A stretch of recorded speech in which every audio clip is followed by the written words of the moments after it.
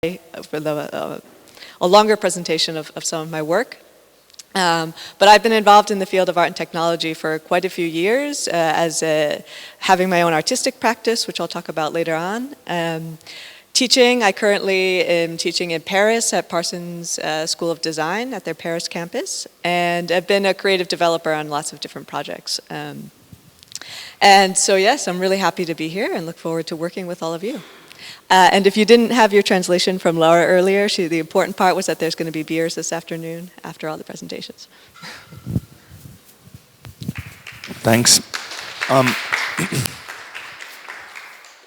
So I will not give a presentation during the day, but I take this opportunity in the introduction to introduce myself, because you're going to see me sticking around for the next 2 weeks. But I would like everybody else, these two guys also come on stage. You also again. You also. Marcos, you want to come on stage?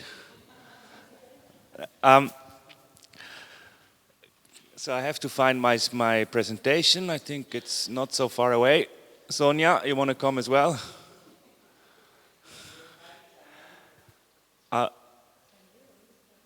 One.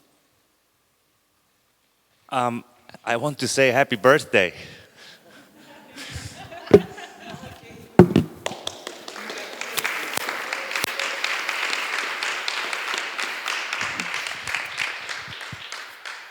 It's not a very nice slide, I'm sorry. But so happy birthday. I will briefly introduce myself and also how Interactivos has fundamentally changed my life, thanks to most of these people.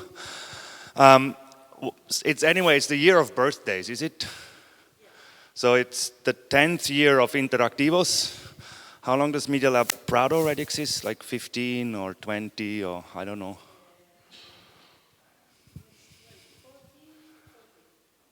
Yeah, and when we go through this birthday, we also get older. I figured out stuff changes, stuff gets bigger, stuff gets gray, all things happens. I'm here as a mentor mostly on something that I call biohacking. There is another presentation, in fact, that is called "We Have Always Been Biohackers." It's been a very inspirational slogan by this guy, who coincidentally has crossed my life many times, but usually not physically. This is in Bavarian. So recently I was in Munich in Bavaria, and they also celebrate a birthday. I don't know if you know it. The Germans, 500 years ago, exactly to the year, have banned biohacking. There is something in beer brewing that is the German purity law. This is like a very defined recipe you have to stick to when you want to make beer. I can't really read this, but exactly 500 years ago, this Herzog von Bayern was saying that the only things that you can use to make beer is Gersten, Hopfen und Wasser. I don't even know this in English. How you make beer in English? This is yeast. No, not yeast. So they don't talk about the yeast. Why they don't talk about the yeast 500 years ago? Because they didn't know about it. But we will work also with living things. And somehow we will work with recipes, we will work with knowledge that is available on the internet. And I think this restriction of changing a recipe is something very, somehow, not good thing to do to a scene. So this was the 500 years birthday of stopping to biohack. We have 2 or 3 projects involved. That involves, living media, yeasts, and other crazy rotten molds. And so I want to show you just a brief story. If you want, you can sit down. If you want, you can join me. How my participation at Interactivos 7 years ago has changed my life quite fundamentally, and how I ended up hunting rabbits in Helsinki. Originally, I'm trained as a material scientist, and I work with nanotechnology and biology, and I was really into this kind of interface between living medium and artificial engineered systems. I was all in these DNA molecules and making these microfluidic devices and cell-based biosensors. This was all good, and it's my 10th anniversary of leaving my academic research laboratories, and I started making cheese. So why do I make cheese when I have a background in nanotechnology? Because I entered these hackerspaces.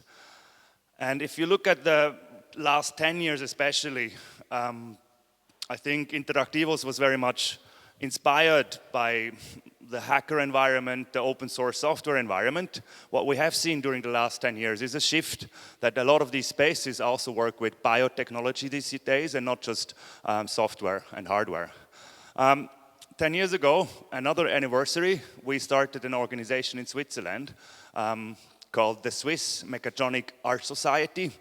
I always like to talk about it in German, die Schweizerische Gesellschaft für Mechatronische Kunst. This is a little geeky hackerspace working on open hardware electronics, mostly doing workshops, developing geeky stuff with robots, Arduinos, and blinking LEDs. And this made me travel. So for 10 years already, we have this anniversary this summer also. I've been starting doing the most simple electronics as an empowering tool to bring hardware and technology closer to the people. And this made me travel to Indonesia, where we make these really nice circuits.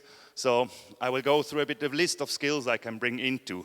Besides nanotechnology and molecular sensors, I also like to make PCBs. But in that early phase, I was reading something on the do-it-yourself biology mail list, which started in 2008. I somehow heard about that mail list and started to read it, and there was a call. It was Christmas 2008. There's something really interesting happening in Spain, some kind of event. And I thought, what is it? I click on it, and there was this event called Interactivos, Garage Science. And that very much combined my interests of my former training as a scientist and my newly found interests in do-it-yourself. And I joined Interactivos in 2009. So this was Ciencia de Geraje. And if I look back to what happened over the last 7 years, since I know this environment, this was an extremely inspiring group that came together.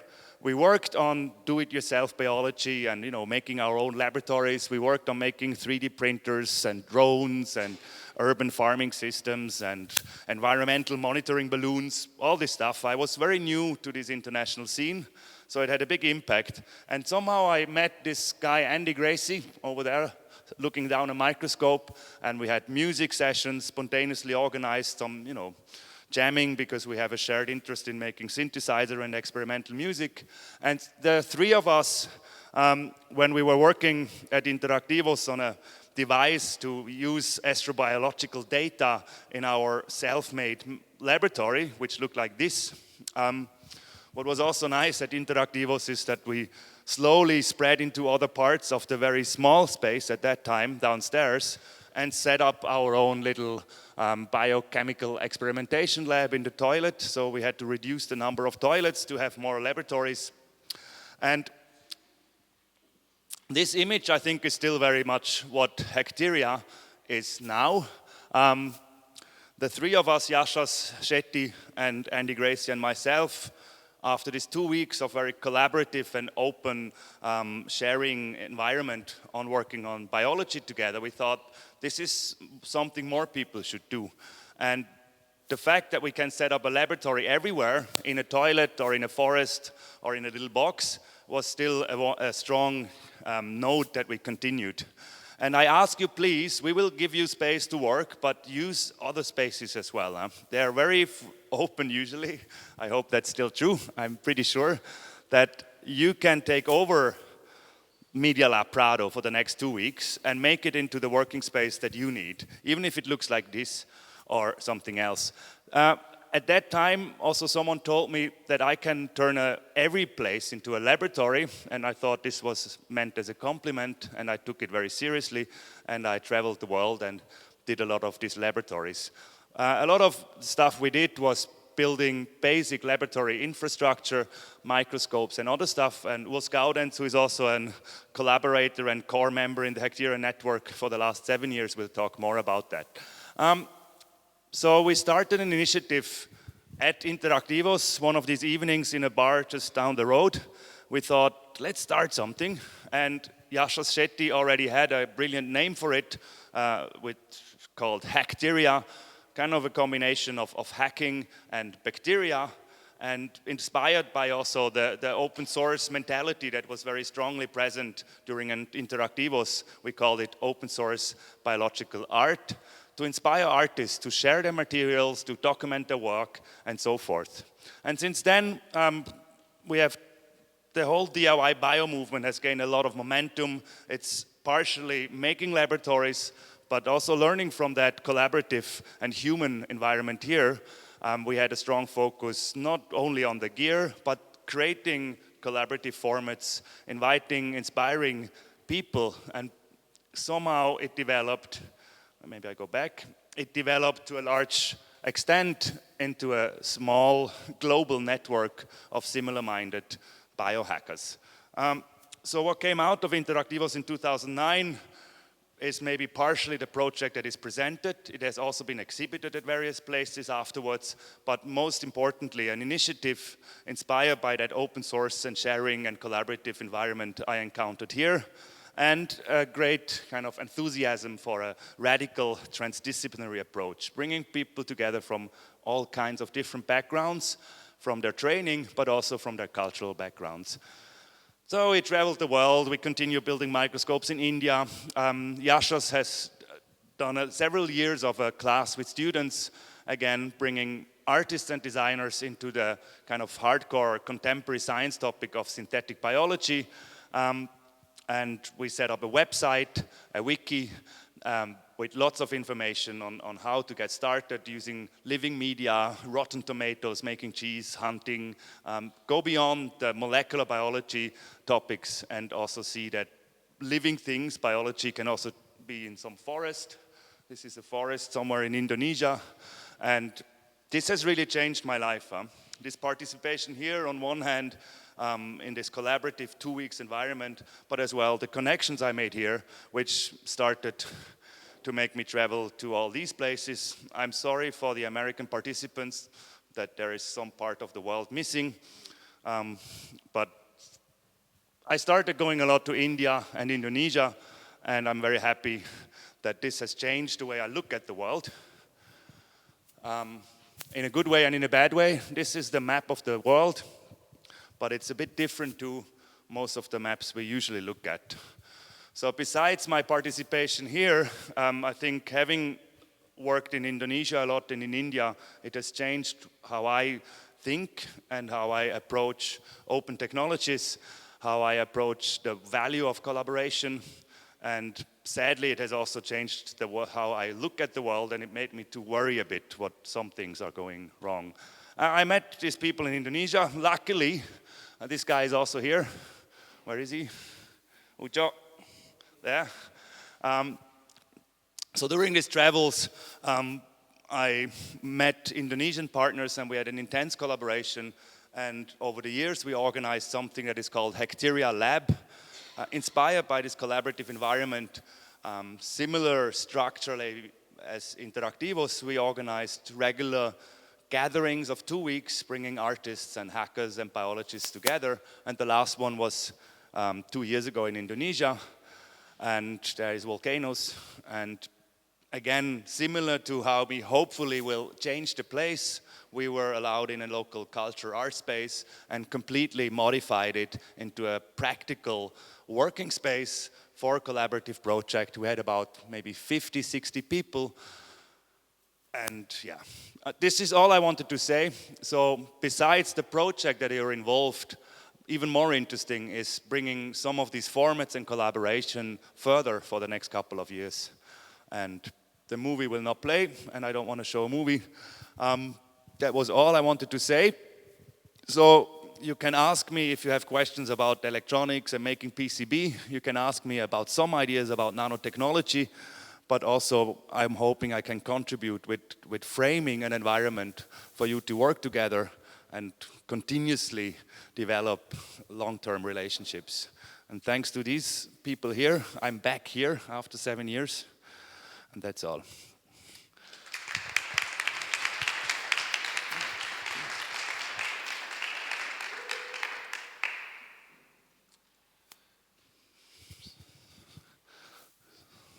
You are moderating the sessions? Yes, I can do it. Or No. okay.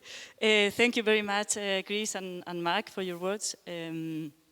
Bueno, paso al español. Vamos entonces a comenzar con las presentaciones de los proyectos. El primer proyecto que vamos a escuchar es el que nos va a presentar Óscar Ardaiz. Es el proyecto llamado Balloonizer. ¿Estás por aquí, Óscar? Ah.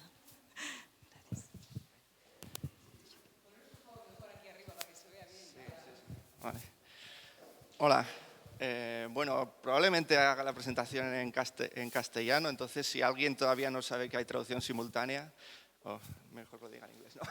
Okay, so maybe I will speak Spanish, so if somebody can understand, there is a simultaneous translation at the end, so okay, so that's it. All right, so okay. It takes me some time to change to Spanish. Bueno, entonces, a ver, lo que os iba a decir. Bueno, pues os voy a contar un poco la propuesta. Entonces, antes de contaros la propuesta, bueno, pues yo estoy aquí porque participé en un Interactivos hace 5 o 6 años. Entonces, bueno, pues la propuesta es una idea de estas medio artísticas un poco locas de siempre, pero bueno, pues la he querido un poco reconducir en base a lo que fue mi experiencia en Interactivos. Y bueno, que no solo sea hacer algo, sino que en base a cómo fue mi experiencia en Interactivos, pues que la gente que participe pues pueda sacar algo, ¿no? Entonces, bueno, quería primero preguntaros a ver quién ha participado en Interactivos. Levantar la mano quién ha estado en Interactivos y el resto pues mirar para saber quién ha estado y saber qué se va a esperar, ¿vale? Entonces la mayoría de la gente no ha estado. Por lo tanto, no sabéis qué va a pasar durante estos 2 días. Yo sí sé lo que puede pasar. Entonces, bueno, yo lo que os cuento de qué me pasó es que llegué allá, había un montón de ideas, me gustaba meterme en todas. Al final acabé participando en 2 grupos, andaba trabajando con unos, luego por la mañana con unos, por la tarde me iba con otros. Y bueno, pues una cosa muy intensa, aprendes muchas cosas, ¿vale? Entonces, bueno, pues a partir de esto, bueno, pues he intentado hacer una propuesta en la que, bueno, pues hay un objetivo, pero me parece que es una propuesta súper abierta en la que a cualquiera de vosotros seguramente se os ocurra, pues en vez de hacer esto, ¿por qué no hacemos esto de aquí? Y yo creo que hay un montón de posibilidades de que podríamos tener acabando pues un balloonizer, un tricolizer, un no sé qué, un montón de cosas a la vez, ¿vale? Entonces, bueno, pues ahora os cuento lo que en principio creo que pueden ser los 3 primeros objetivos. Os cuento por dónde ha salido esto y seguramente ya se os empiecen a ocurrir cosas que creo que es un poco el objetivo de Interactivos, que cada uno pues que eche a volar su imaginación y que vaya inventando sus propias movidas para que otro año pues sea él el que proponga propuestas para Interactivos, ¿vale? Entonces, bueno, pues Balloonizer, lo que espero que consigamos hacer, bueno, pues va a ser, la parte está en medio. La idea es que hagamos algo, pues algo que cojamos con la mano y que, como si fuera una pistola, pues empecemos a hacer piu, piu, piu y acabemos teniendo objetos como este, ¿vale? Cosas que están creadas a partir de globos, ¿vale? Eso va a ser técnicamente la parte más complicada y ahora pues voy a mostraros un poco lo que he discurrido hasta ahora, que bueno, ya vais a ver que nos estamos metiendo aquí en tecnología complicada, pero bueno, va a estar divertido.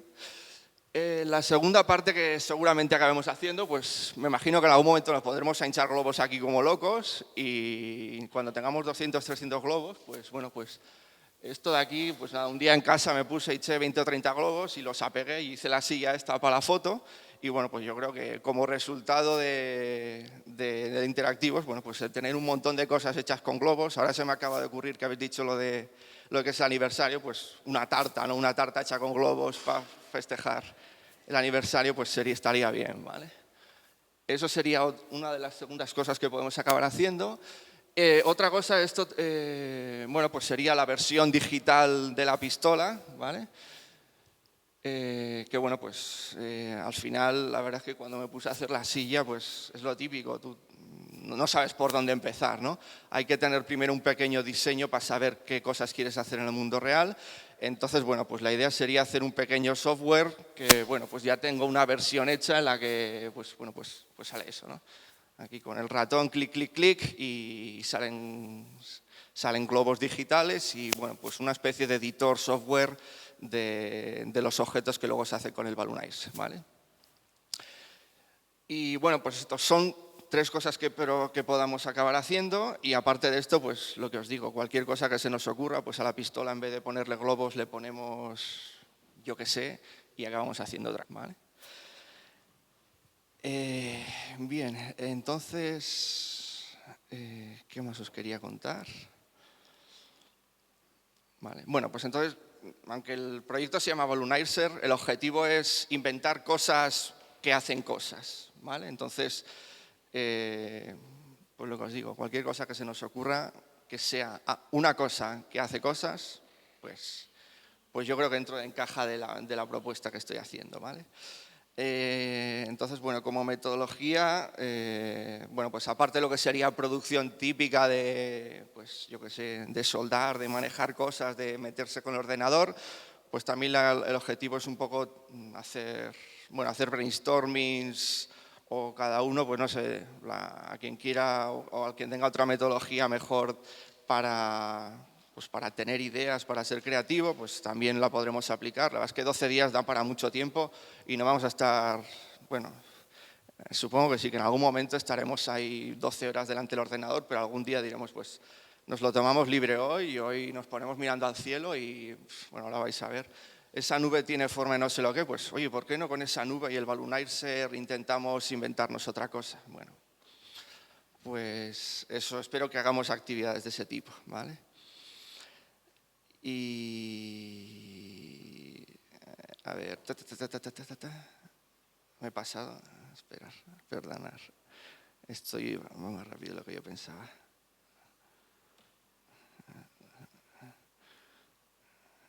Lo he dejado frito el ordenador. Bueno, estoy la de antes. Bueno, yo quería irme a la cuarta. Espera, esto se puede hacer como en Windows.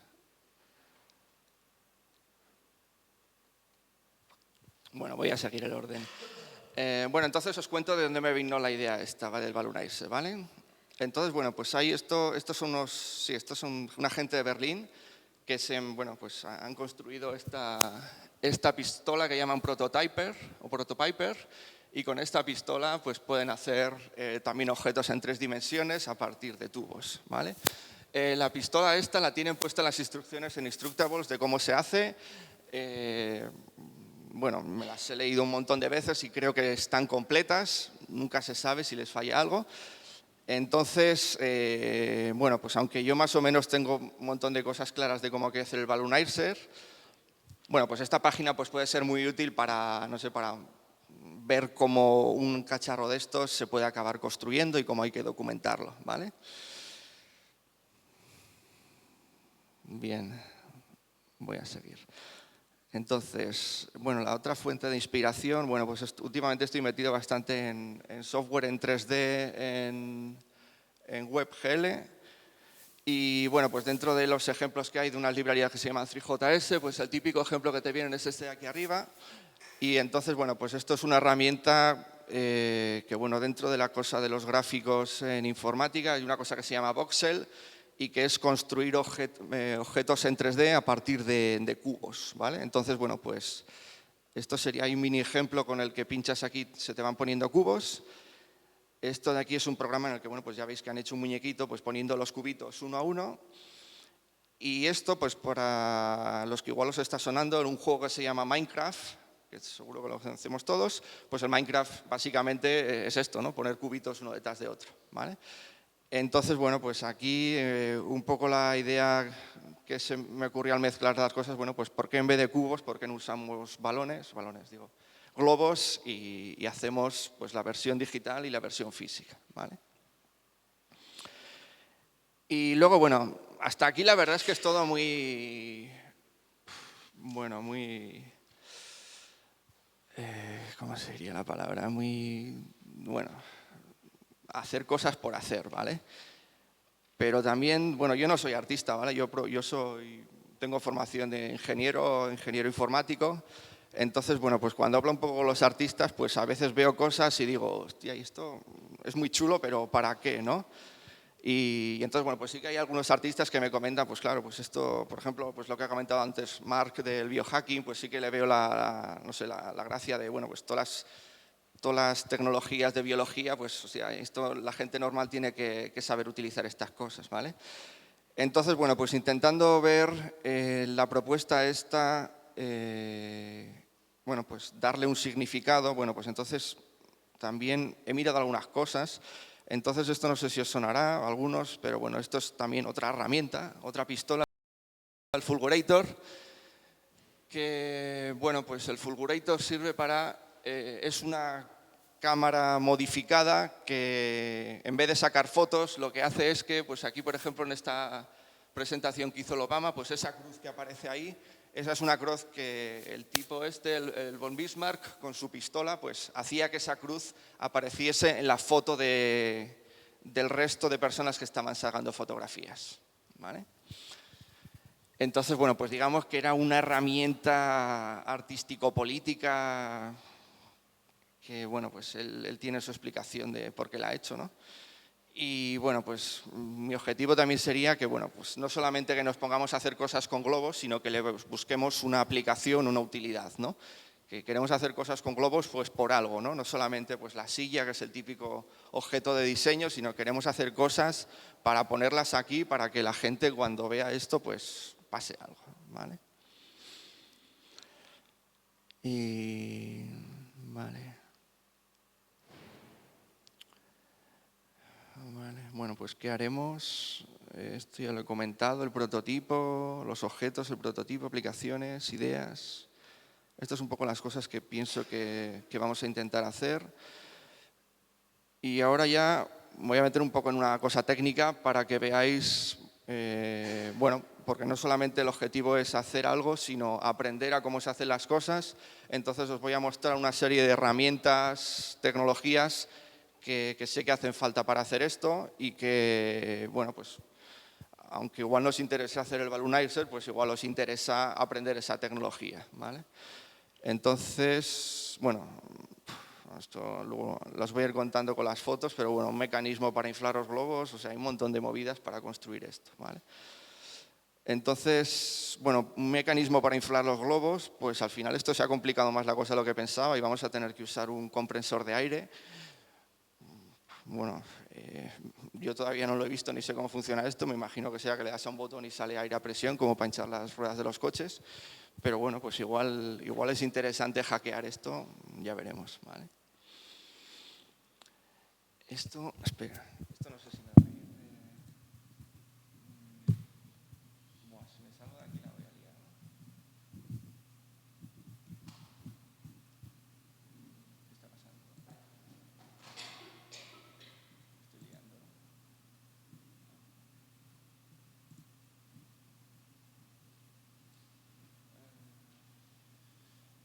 Bueno, da igual porque esto más solamente no vaya.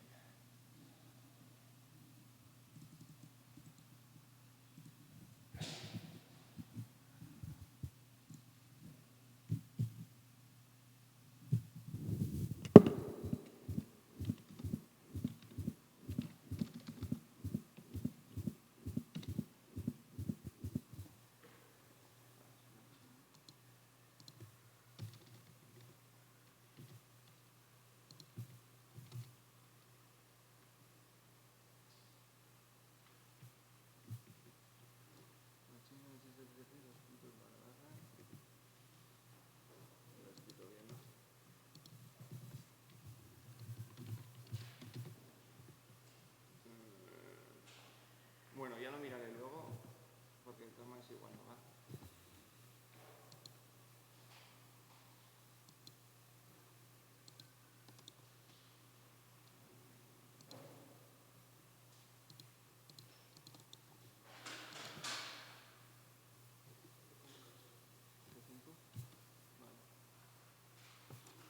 Bueno, esto igual no va en Linux, en Windows supongo que irá.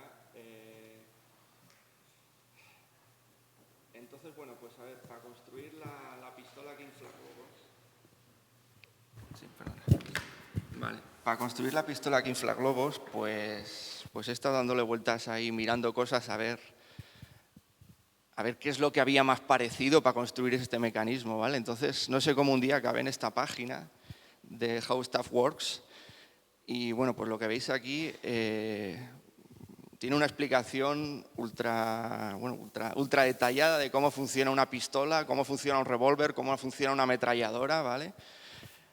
Y entonces, en concreto, en esta página, esto de aquí lo tienen, bueno, le pinchas y es me parece que, ¿cómo se llama? Un Adobe, ¿no? Un Shockwave, y es una cosa dinámica, entonces tú ves cómo esto se va moviendo, cómo las balas se van metiendo aquí en el sitio donde se disparan, ¿vale? Y tienen varios ejemplos de estos, ¿vale? Entonces, bueno, pues esto lo he tomado un poco como ejemplo. A partir de aquí es un poco donde estoy pensando cómo hacer para tener una cosa que tengamos una ristra de globos colgando y que los globos se vayan metiendo en la pistola y que los vayamos inflando. Bueno, entonces va a ser una cosa complicada de hacer, pero bueno, yo creo que lo lograremos, espero. Y lo que os decía, pues igual a partir de aquí, viendo la serie de ejemplos que tienen, igual sacamos ideas de cómo hacer este mecanismo, ¿vale? Bueno, ya me he hecho un primer prototipo, entonces he cogido una ristra de globos, los he unido con una tira y entonces esto va a izquierda, derecha, arriba, abajo. Entonces la idea es que la ristra de globos, bueno, que la tengo ahí, ahora la veréis si queréis, pero la ristra de globos, pues que se vaya metiendo en la pistola. Con dos pinzas tiene que sujetarse ¿para qué era esto? Para que no se escape el globo cuando lo hinchas. Hinchas el globo y las dos pinzas después tienen que apretar para cerrar el globo y a continuación, pues esto de aquí habría que cortarlo y ya tendríamos un primer globo hinchado, ¿vale? Entonces, bueno, pues esto que digamos que manualmente pues ha sido bastante sencillo, pues aquí hay que utilizar 2 o 3 servomotores y un stepper motor para conseguir que todo esto sea automático, ¿vale? Y bueno, pues ahí va a estar la gracia. Vale, entonces un stepper motor, pues es una cosa que la conectas a Arduino y es un motorcillo que gira. Luego existen una cosa que son las pinzas electrónicas, que también tienen por ahí un servomotor, y las conectas a Arduino y hacen clic, clic, clic, clic. Y bueno, ¿y qué viene después? Bueno, vale. Y bueno, pues digamos que la parte tecnológica más divertida va a ser esta, para el que le guste meterse. Y si no, pues simplemente aprender cómo funciona un servomotor en una pinza, pues bueno, pues va a estar divertido, ¿vale? Y luego, pues lo típico, unos arduinos, unas baterías. Bueno, supongo que Arduino todo el mundo sabe lo que es, no sé si alguien lo ha utilizado o no. Pues bueno, yo en principio en este proyecto vamos a usar un Arduino, que es lo más básico de hacer electrónica, ¿vale? ¿Y qué más os tengo que contar? Vale, entonces, bueno, pues material inflable. En principio la idea es usar globos que venden por ahí a no sé cuántos céntimos. Pero bueno, pues dentro de lo que os comentaba a partir de la propuesta inicial, cosas que pueden salir, que pueden interesar a la gente.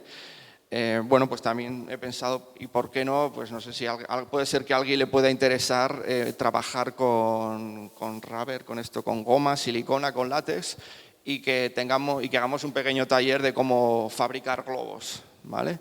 No me he dado tiempo a mirar nada, supongo que habrá alguna página en internet en la que explicará cómo fabricar globos, entonces bueno, pues es posible que haya alguien que le interese o que le apetezca usar este material y podríamos tener pues ahí podríamos dedicar unas cuantas horas a hacer este tipo de cosas, ¿vale? Aquí os he puesto una foto de cómo son las máquinas que usan en China para fabricar los globos. Bueno, pues no sé, que existe todo y que se puede comprar todo, ¿no? Esta máquina valía, no sé si 10 o 20.000 euros, bueno, da igual, ¿no?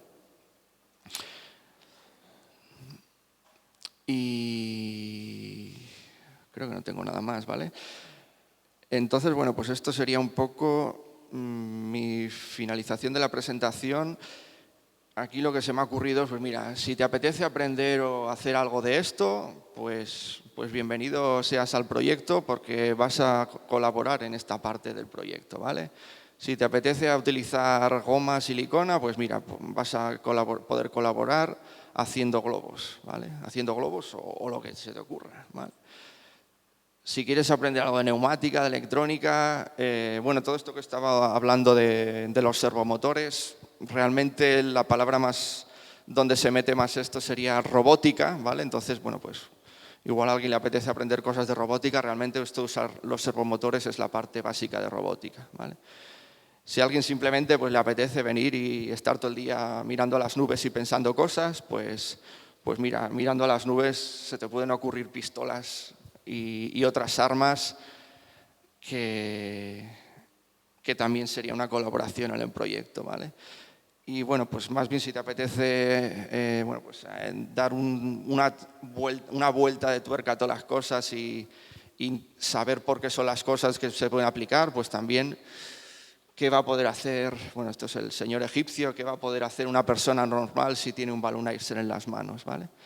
Y lo que os decía, pues bueno, pues un día nos ponemos a inflar globos y nos ponemos a construir unas cuantas cosas.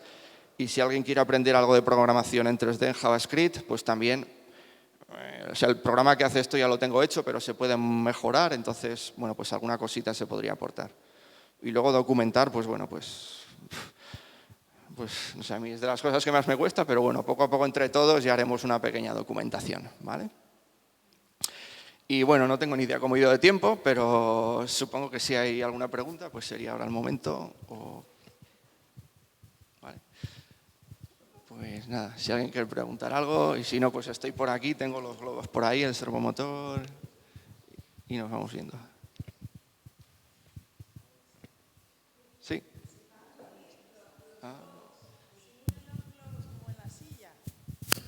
Quería saber cómo, si se unen, ¿tienes la intención de unirlas?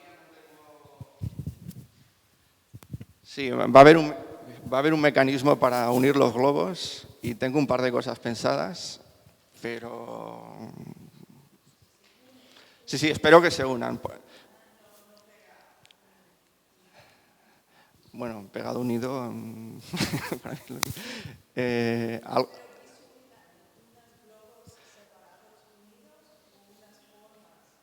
Van a ser varios globos que se apegan. O sea, se hincha un globo y se apega al anterior. Lo otro también se puede hacer, pero eso ya es otra cosa. También por ejemplo, hacer un globo con forma de ratón. También he encontrado por internet cómo se hace. Pero bueno, eso ya, digamos que es otra cosa, pero bueno, si a alguien le apetece, hostia, pues ya que estamos haciendo esto, quiero hacer un globo con forma de ratón, tengo por ahí localizado cómo se hacen estas cosas. Vale.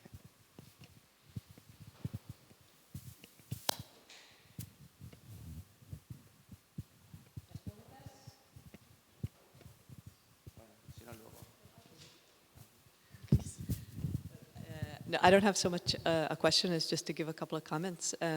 First, I love the concept of your project. I think there's something quite poetic about giving people a tool to bring a 3D structure into the world in a really large scale. And I'm glad also that you brought up the Fulgulator project, because I think your project also is an artistic project, and I think even if you come from it from an engineering point of view, you'll find that it's already speaking about a lot of political points as well, and you're creating a gun as your interface and then creating something beautiful with it. So I think you will find a lot of applications in creating sculptures, but also it can be a tool for activism, creative activism as well. So perhaps framing the project in the context of critical engineering perhaps is an interesting way to think about it. But great, thank you.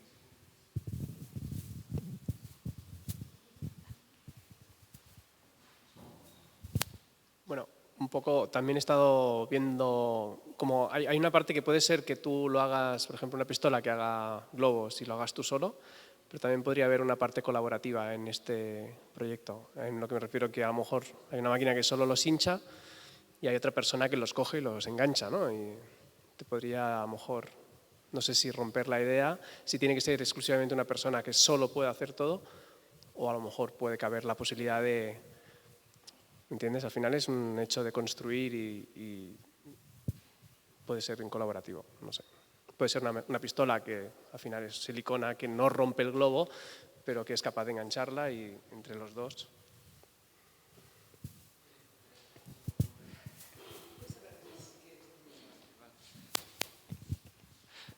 Joder, no sé en qué idioma hablar.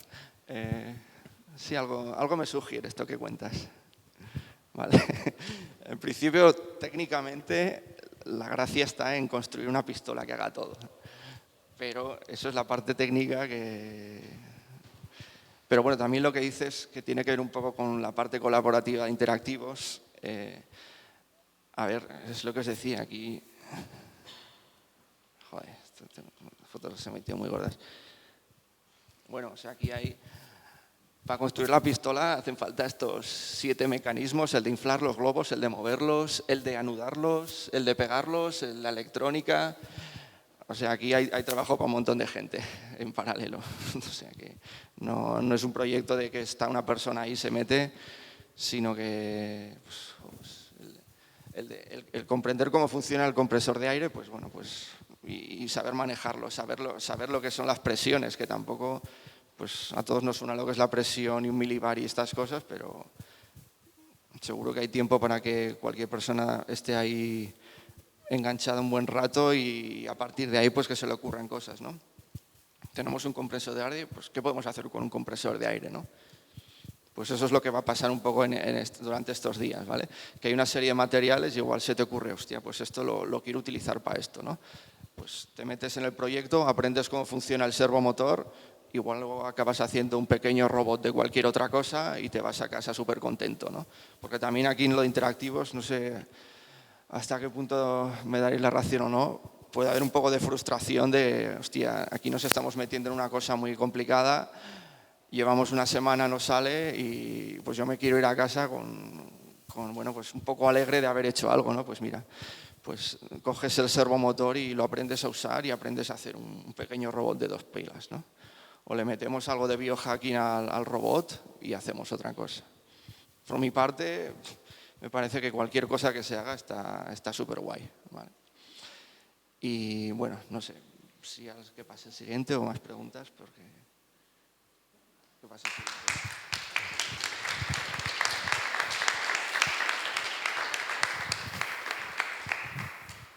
Muchas gracias, Óscar. Pasamos a la presentación de Merit Sang y Byron Rich, que van a presentar el proyecto Estrógenos de Código Abierto.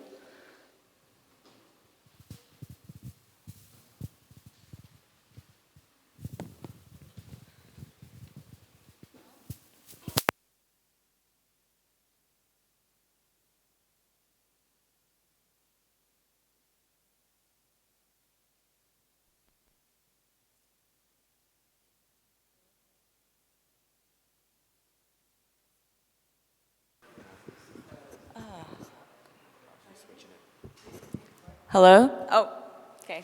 So everyone can hear me now.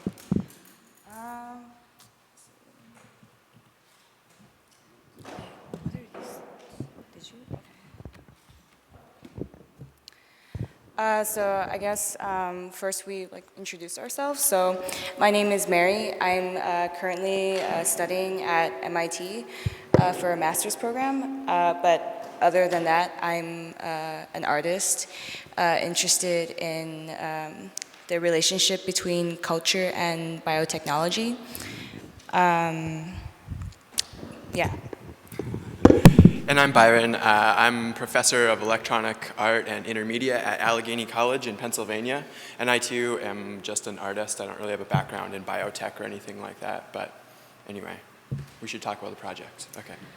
Okay, so for Interactivos, we thought that we would focus on these 3 areas around estrogen. So these are kind of like 3 goals, or yeah. So synthesis, extraction, and detection. So the goal of this project, I think for me, I'm interested in more of the social, political aspects of the estrogen.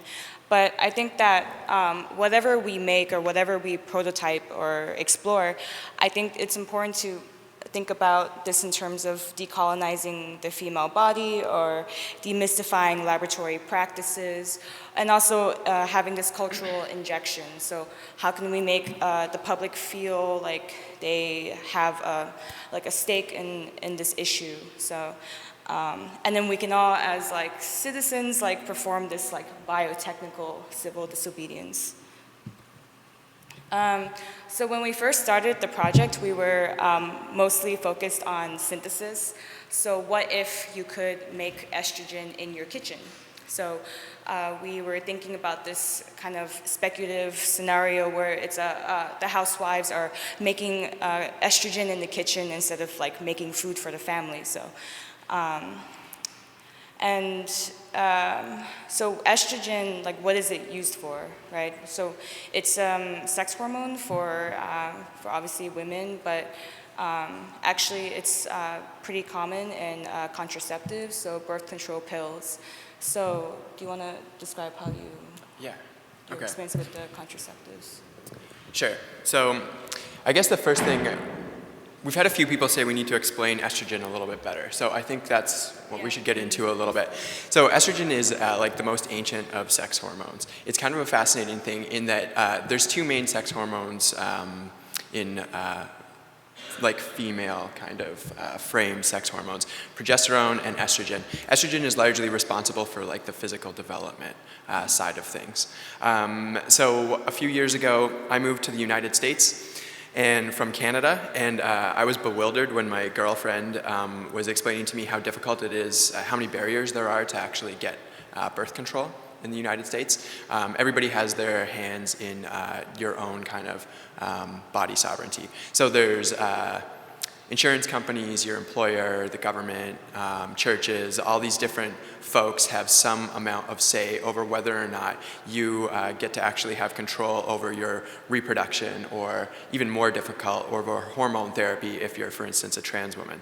So I found this all very bewildering coming from Canada, where you just like go to the pharmacy and pay 14 cents or something and they give you birth control and away you go. So I found this all very alarming, and I kind of was thinking, well, I had seen a project where someone had created like aspirin, open source aspirin, that worked not at all, but it was an interesting idea. And so I thought maybe we could do this with birth control. But then I realized that as a heterosexual white male from Canada, that maybe this was very dubious terrain for me to start traversing. So I put the idea on the back burner and didn't do anything else with it. It just sat in my mind as something that would have been cool if I had been born differently. And then a few years later, I happened upon this character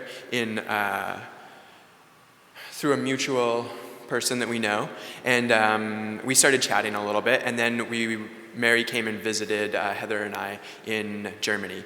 And from there we started talking about this project, and then we went to the Arctic together for Ars BioArctica, and I told her what I was thinking a few years ago, and Mary was like, I've got so many ideas around this. And Mary kind of took this whole idea to a very interesting and much more involved level than I would have ever. So that's how the project started. That's a little overview of what estrogen is, and we will carry on.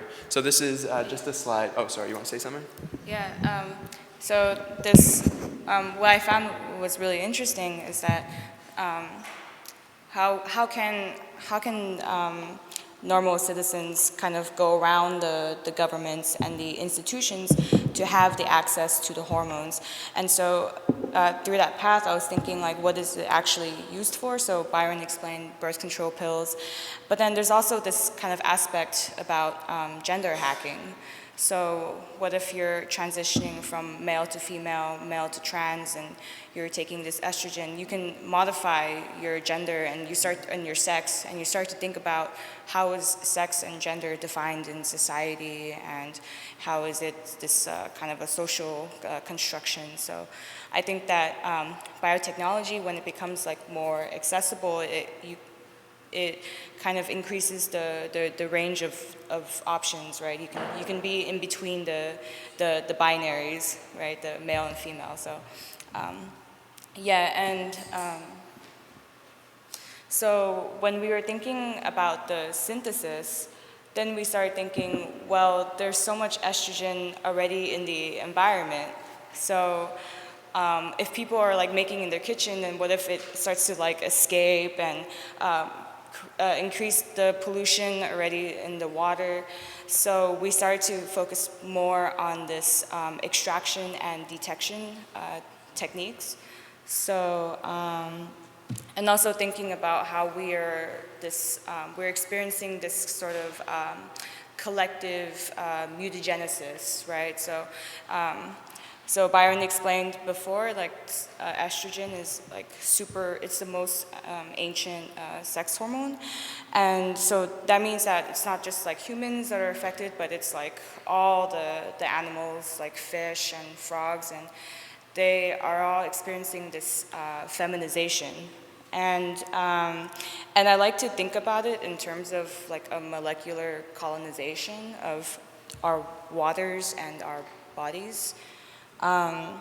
We should talk a little bit about where this is all coming from. Yeah, the source. So we're talking about all these estrogens that are kind of like leaching into the environment, and they come from multiple places. There's something called BPAs that exist largely in plastics that are like an estrogenic compound. They're not estrogen per se, but they're endocrine disruptors that have a similar effect. So BPAs are one of the main sources that are really affecting creatures other than humans, and humans, of course. Other than that, it used to be a couple of years ago that like suburban like housewives, quote unquote, we're using that term kind of ironically, were blamed for, that's a hole, okay.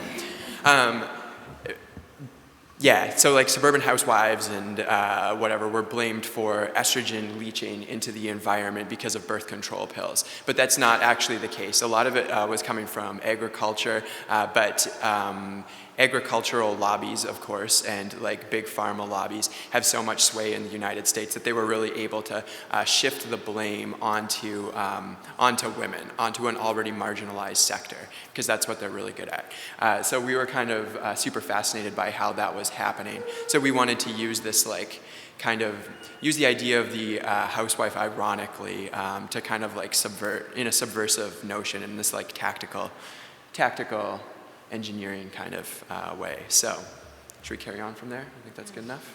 Okay, cool. All right. So these are the two main facets of the project: environmental toxicity and how that's like acts as hormone disruption, and body and gender sovereignty, or sort of hormone dissonance. This body and gender sovereignty topic is highly contentious.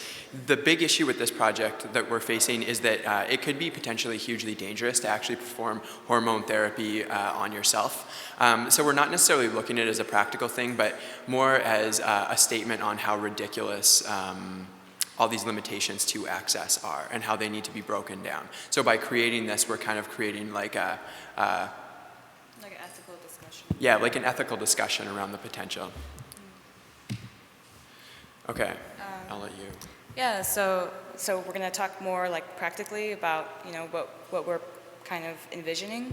So the first like main like topic is detection. So how can we detect the estrogens in the environment, and how can we also like contextualize it in a way where it's not just like we're just geeking with biosensors, but actually we're setting up these like gynecological clinics, for rivers. Next. And also, are we able to extract like from the environment and potentially like purify it in a way where we can actually use it as humans, or maybe even not use it, but actually not for a practical purpose, but as maybe like a ritualistic idea of having responsibility for the industrial pollution that we create in the environment. So that's another like idea that we have. And of course, we've been traveling actually a lot for the past 3 weeks and carrying around like all this lab equipment. So these are some sort of DIY tools that we brought with us that are related to the project. So, so I have some yeast biosensors. Tomorrow I will have. And Byron also brought some reverse osmosis filtration, which is able to extract some molecules from the environment, but we have to actually separate the estrogen. And then there's also some BPA detection. It's pretty simple. And also some DIY spectrometry to like see like the color change and things like that. But we're gonna focus a little bit more on the biosensors. Yeah, a lot of this stuff that we've been bringing with us is in really rough shape after globetrotting, so we need to rebuild a lot of it and find some of these components again, because some were taken by airport security and some were just destroyed, and Hong Kong apparently has some real tight regulations over what you can bring in. So, the other thing I should mention that I think we should, that we want to pursue while we're here, other than just the biosensor, is also the astrolocation app, or astrolocation Google Map extension, where people can more or less use the detection techniques that we're planning on building and go out into the world and then actually like drop pins with information onto like a Google Map, like into a database, so that other people can go out and extract estrogenic compounds from those localized areas. Yeah, so the main research that I've been doing is this like yeast biosensor. So basically, YES stands for yeast estrogen sensor, and HER stands for human estrogen receptor. And I really like to play with acronyms, so I really like how it says, like, does it say yes to HER? So does the yeast detect the estrogen? So basically, this plasmid, it contains a human estrogen receptor, and I actually like put it into the yeast, and the yeast actually change yellow when they come in contact with estrogen. So I think this is a very simple, like, if you guys don't have any like experience with biohacking or biosensors, it's like basically you always have like input and output. So the input is estrogen, and the output would be the yellow color change. So it's like, yeah, it's pretty simple, and I was interested in this idea because I thought it was like very feasible, and we can do it very easily, and then we can collect some samples and test it. So, and what's also nice about biology is that it's self-replicating. So once you have the yeast and you have it forever, you just have to grow it, and yeah, because normally how people would detect stuff from in the water, you have to take to a laboratory, and you have to use this huge like machine that's called a mass spectrometer. And so this is really kind of impossible for like average person. So and with the help of like some really awesome biohacker friends, I got to really make this project work. So this is totally, we're working as amateurs actually. Like I have some biology background, but some years ago, and I really like, it's really great to be working in this like global community where you can just chat online and they give you some advice, and it's really a nice biohacking community. So this is a picture of the color change, so you can see like it works. So yeah, hopefully we can expand on this more, but we're also super open to any kind of possible collaborations, because this project is actually like pretty new, and if there's like better ways to perform the detection or perform the extraction, like we can explore this more, but also like I think it's good to like keep in mind also like the social and the cultural and the political aspects of this project. Yeah. And, yeah. Anything else you want to say? Okay, I think I'll wrap it up just by quickly prefacing why this is so important, like from the context from which we're coming from.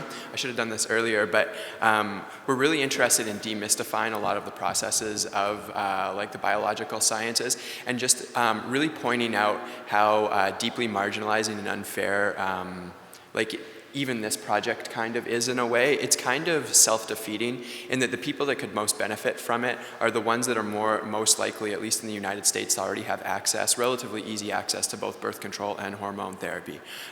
So those being like educated individuals. So the fact that you need like specialized knowledge largely to perform a lot of the things that we've currently been doing is hugely problematic, because most people that could benefit the most don't have that educational background.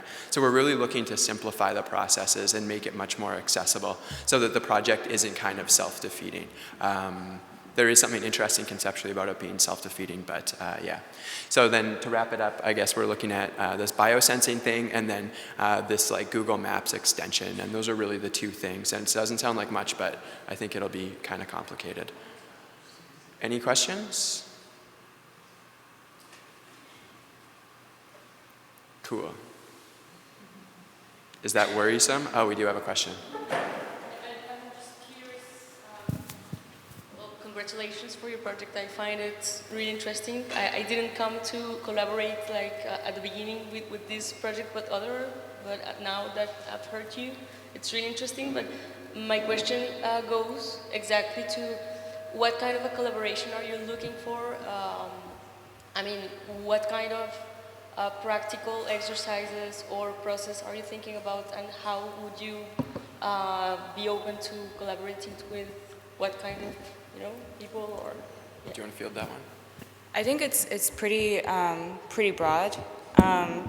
Obviously, it's nice to meet some people with some biology experience, but we're also interested to kind of meet some local experts who know some local water sources, or who understand this sort of ecotoxicology, and who know how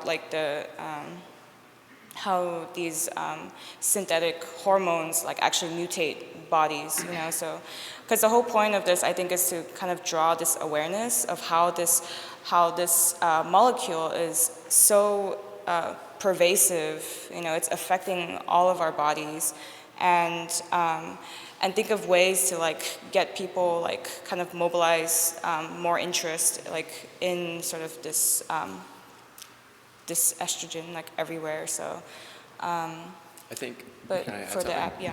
I think also just anybody who's got any programming experience or who's good at HTML, I am not good at, and it's just that I don't really want to do it. I hate writing code so much, more than anything in the world. And yeah, what was the other? Even people that are just interested conceptually in it and helping us flesh out. There's so many issues that sometimes we overlook. I was overlooking a million things when I first came up with this, and that's why I didn't pursue it. And Mary fleshed it out like crazy, but still we run into concerns that people have all the time. And so we would love critiques for sure too. Totally open to it. Yeah, because this project, it touches on, body and gender politics, so we've had so many different criticisms about what if the estrogen is deregulated and all these things, right? So, but we're super open to hear their comments and to see how we can kind of affect the minds of other people. So, in a way, it's mind fucking, we're trying to mind fuck people. So, definitely. Yeah. Okay. Let's slowly walk away. Okay. Thank you. Bye.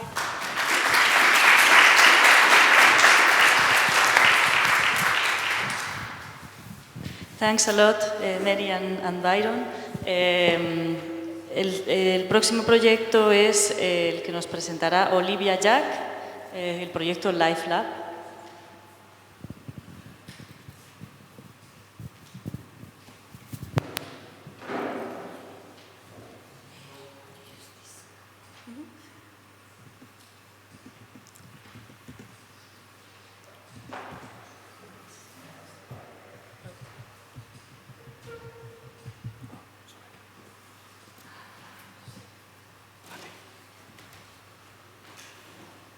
Hi, my name is Olivia, and I'm here to present a project called Live Lab, which is a browser-based toolkit for networked performance. A little bit about me. I'm a programmer and an artist. I used to work at a museum making interactive exhibits about science, and more recently I've been working a lot with live performance as well as browser experiments in the browser. I also do a lot of cartography. Live Lab was first proposed by an organization called Culture Hub that works a lot with networked performances, which are performances that happen in geographically distinct locations. Also, this includes distance education, telepresence. Culture Hub is was co-founded by La Mama Experimental Theater in New York and Seoul Arts in Korea. And so from its start is always working at a distance. This is an example of a project. It's called The Return, and it was a mediated puppetry performance that was performed in 2 locations in New York and also in Korea, in which live video was projected onto puppets in real time. And it was also broadcast in real time on a platform called HoloRound. That's a live streaming platform. More shots from that performance. Graphic Ships was, these are just examples to sort of start getting a feel of what is networked performance, which is also a nebulous thing. Graphic Ships was an audio-visual performance in which musicians responded to a live score that was generated either by a dancer or by a live audience. And the musicians were located in different places and were connected via live streaming technology.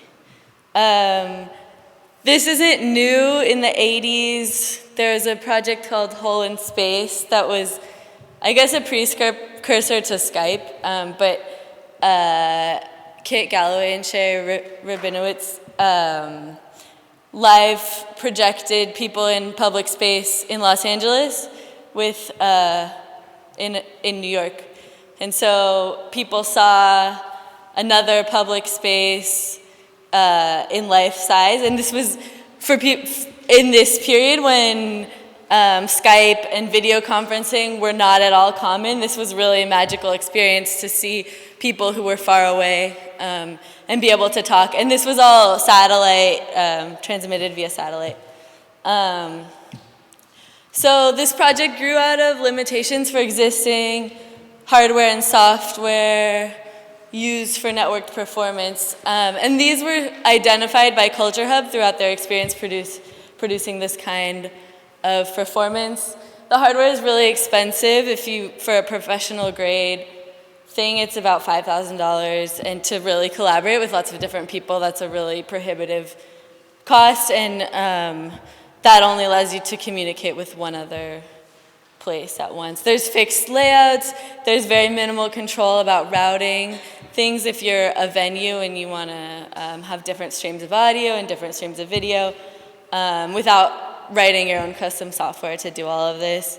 The software is proprietary and unmodifiable. This is, at this point, a year ago was when I started to work on this project, when a few people at Culture Hub started asking, what if we make our own software for this? That would be an open source toolkit that's more of a playground for trying out different ideas with this that goes a lot way beyond just sending video or creating Skype. So LiveLab is a browser-based toolkit for networked performance. You can share audio, video, and data streams within the browser. It's based off a peer-to-peer mesh network. What I mean by that is it opens up connections directly between people who are connected. It doesn't have to send everything through a server. For venues and performers in geographically distinct locations. And the idea is that it's open source and hackable. Jesse, Rick at Culture Hub and I have been the main developers on this project, but we've also been advised by a few other people. Now I'm going to show a prototype.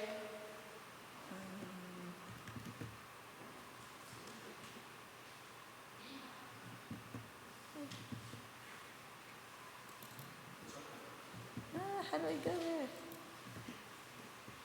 No. Oh, okay. This is a screenshot of the prototype that we have up until this point. This is me opening the window in my browser and someone else opening the window in their browser. With the prototype that we have right now, we can open up as many windows as we want with the remote streams. This is all based in the browser, by the way. And share, make them full screen, put them on different screens, control the audio output. I'm gonna wait till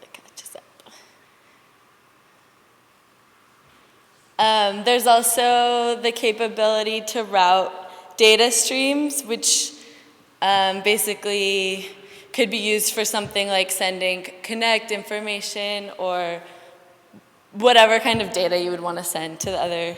So that's listening on a local port and then forwarding it through WebSockets and then through data channels to the remote participants. There's a chat. I'll just let that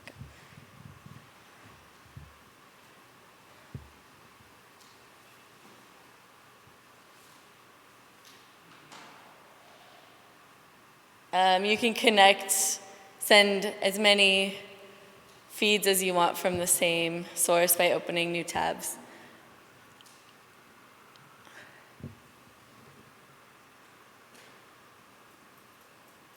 And then something I started working on, but that hopefully will develop more at Interactivos, is a live mixer. This is reading the remote streams into a WebGL context and applying effects in real time.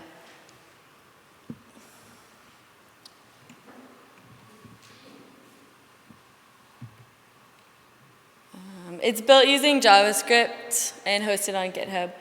The underlying technology is WebRTC, which is a browser protocol for sharing video, audio, and data directly between clients. It's mainly used for video and audio, but another really exciting part of WebRTC is data channels, which don't need to go through a server, which is kind of unique in a lot of web technologies because so much of web technology ends up being this hierarchical structure in which everyone connects to a server such as Facebook or Google and receives their information from Google.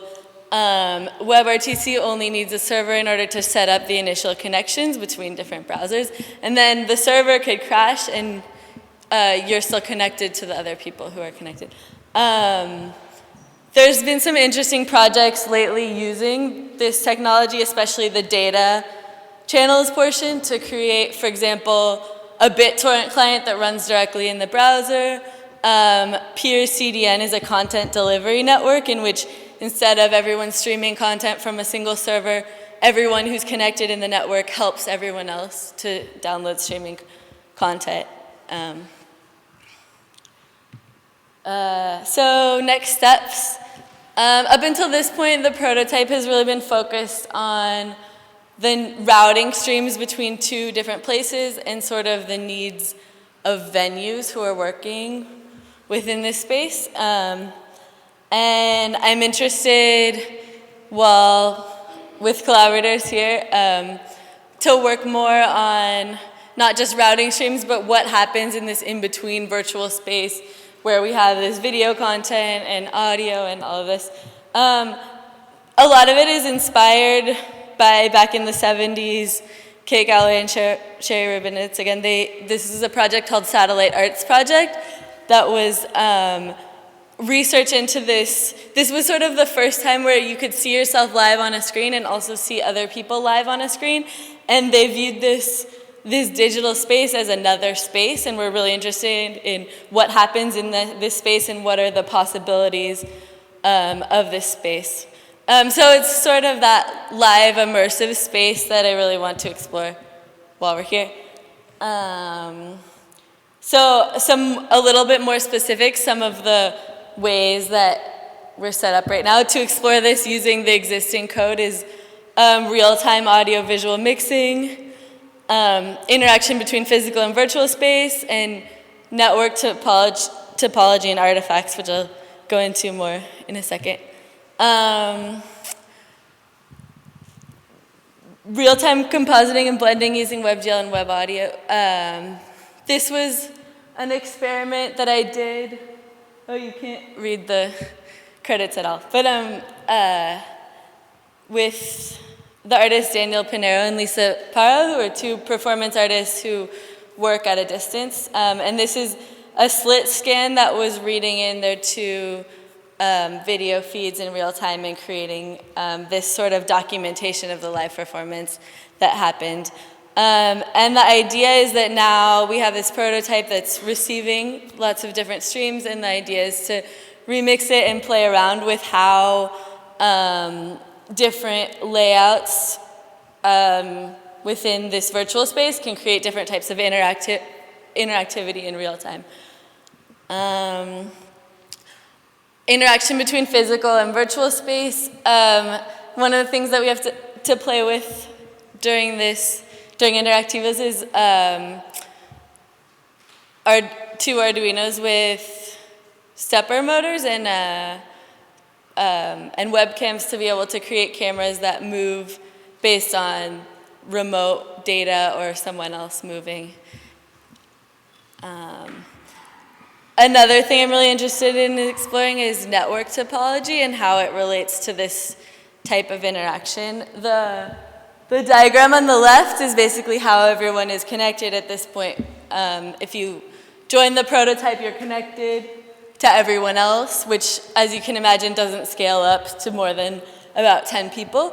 But I'm interested in exploring how different formats of people connected can scale up to send streams to hundreds of people, and also what are the glitches and feedback that happen in that process, and how those glitches and feedback aren't something necessarily to try to erase, but to sort of embrace as a choreographic or performative element. Collaborators, definitely programmers are welcome.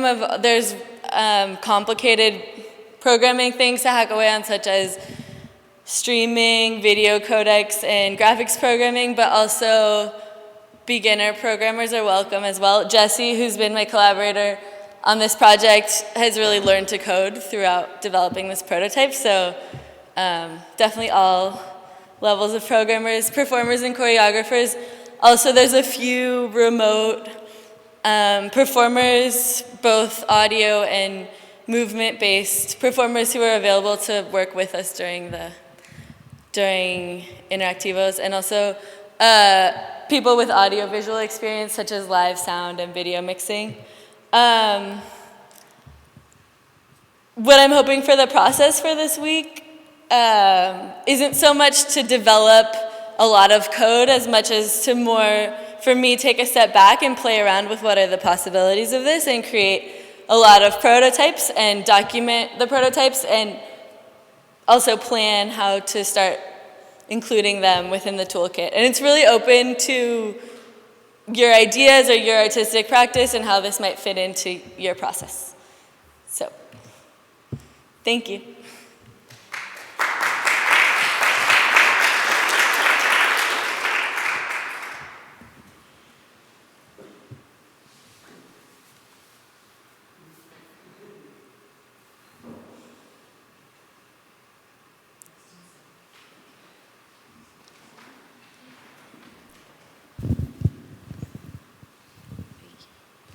Are you looking for a certain type of performance?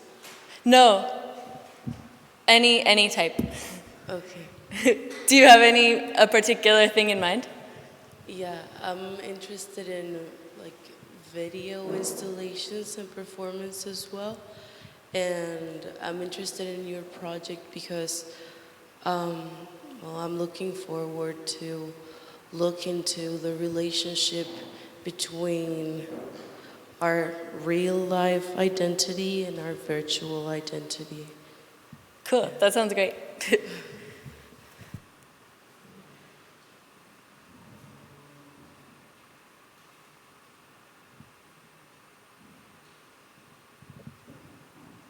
No?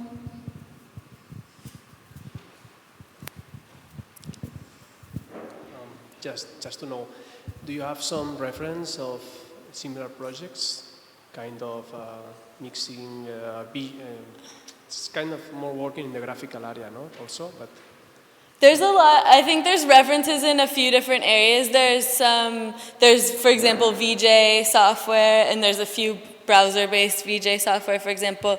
In terms of interaction between lots of people, there's things like multiplayer games where that's really creating a virtual space and people are interacting with each other in that virtual space. There's projects like from the 70s, as I showed, and there's things like Periscope too, where in some ways that's an app for live streaming what you're doing in your daily life, and anyone on the internet can connect and see what you're doing, which in some ways is also a performance. So I think there's lots of references in different places. Well, just thinking in the graphical stuff, no? I'm just also curious about the network things that you explained that we didn't understand so well. Maybe you could about the idea, no? Just repeat it. But yeah, I think that's probably the most open-ended part, but also interesting for me is sort of each time a video gets sent, there's latency, there's a glitch, and each time it gets sent, 100 times, what happens if I send you a video and it goes through all those people and comes back to me, and how might both from an aesthetic perspective, what happens within the underlying technology, and then also how can, I think, with the new what we have access to now that didn't exist, for example, in the 70s or 80s, is really connecting 100 people at once and sending, playing with how the video, I tend to think in video a lot, but I also mean audio and other things when I say video. it's such a kind of a structure, it's a data input, no? At the end, if you get all the network, then maybe some data that you can use for the visuals, or is not maybe used for that. I didn't understand that part. Exactly, when you have this, it's just in terms of what is happening, or maybe you are using this, you are thinking to use this in the software in-how, no? The question was whether to structure the software this way, or whether to be used, or yeah, one part of it would be to be able to enable broadcast of a live performance to hundreds of people instead of using a lot of powerful servers or a commercial service like YouTube. To imagine it, basically my stream gets sent to you and you send it to that person who sends it to that person who sends it to that person, and through that way connecting hundreds of people, but also experimenting with what happens if you start modifying or contributing to what's being sent to you, and how can these different structures lead to different ways of looking at what a live stream is, or what a performance is. Okay, thank you. And we can go more in depth in the workshop.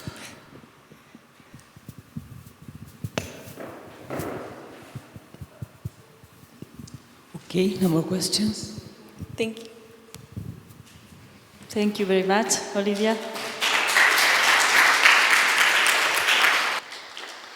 El siguiente proyecto nos lo va a presentar Ana Laura Cantera y se titula Evolución de una partida.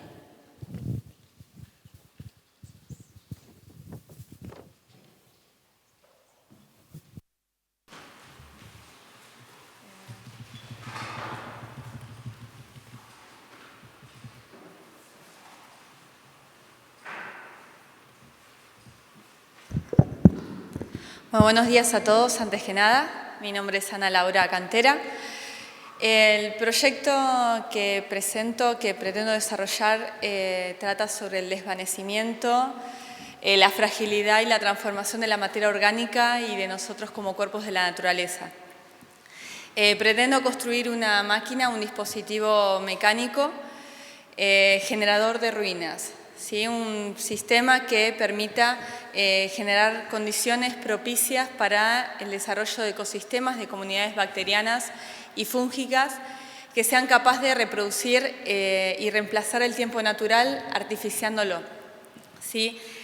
Para ello propongo partir de un fruto en descomposición y generar una imagen inicial, ¿sí? Para generar una amplificación donde esta ampliación, esta matriz que luego voy a generar a partir de estos píxeles vivos, ¿sí? Van a ser reemplazados cromáticamente por material orgánico, siguiendo el grado de valor que tiene esta misma matriz, que fue la imagen inicial que tomé en un primer momento.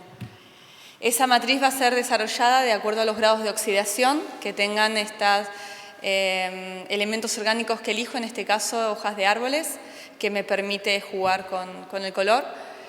Y va a estar construido dentro de una caja de acrílico para poder generar condiciones atmosféricas controlables, ¿sí? Y van a estar unidos a partir de un bioplástico desarrollado de manera casera, como también a partir de sustratos, tierra, microorganismos, que van a poseer además unos sistemas maquínicos, unos actuadores. Este es un mosaico que hice de prototipo, reproduciendo estos píxeles de la amplificación que les decía, con los estudios de color que me permite trabajar con este material. Y el prototipo que pretendo desarrollar, que propongo, está dividido en 6 zonas, ¿sí? Que más que nada van a ser zonas que van a influir en la programación y no que podrán ser observables visualmente, de manera tal que yo pueda colocarle a partir de estos sistemas mecánicos elementos que sustituyan los componentes que degradan. Si en este caso voy a trabajar con agua, con viento, con calor y con bacterias y microorganismos, en la parte superior de la matriz colocaré el agua, con también columnas de Winograski, que luego les voy a contar de qué se tratan, y en las partes laterales lo que va a ser el viento, lo que genera la erosión, y lo que va a ser el calor, ¿sí? En primer lugar, el viento y el calor va a estar generado a partir de unos sopladores, generadores de aire caliente, construidos a partir de motores de corriente continua, y también calentadores que utilizamos de manera convencional, yo soy de Argentina, para hervir aguas en termos, que funcionan a 220, pero hackeados pueden generar una buena temperatura, una leve temperatura de una manera muy sencilla. Esto va a hacer que genere, que sople, ¿sí? Que se generen estos circuitos de aire caliente dentro de esta matriz a partir de una especie de estos dispositivos, ¿sí? Que van a estar insertos dentro de cada una de las zonas de la matriz. Y también goteros de usos médicos que van a estar junto con servomotores regulando y determinando el pasaje de agua con estos microorganismos sobre estas zonas, donde lo que se va a hacer es una traducción de lo que es la cromacidad del fruto inicial, que siempre va a estar modificándose por el tiempo natural, con esta matriz orgánica que va a estar en correlación. Por eso yo les decía en un principio de que voy a estar reemplazando este tiempo natural, porque lo que voy a hacer es hacer que esta matriz se modifique y siempre esté en continua comunicación con los cambios que se generan en el fruto inicial.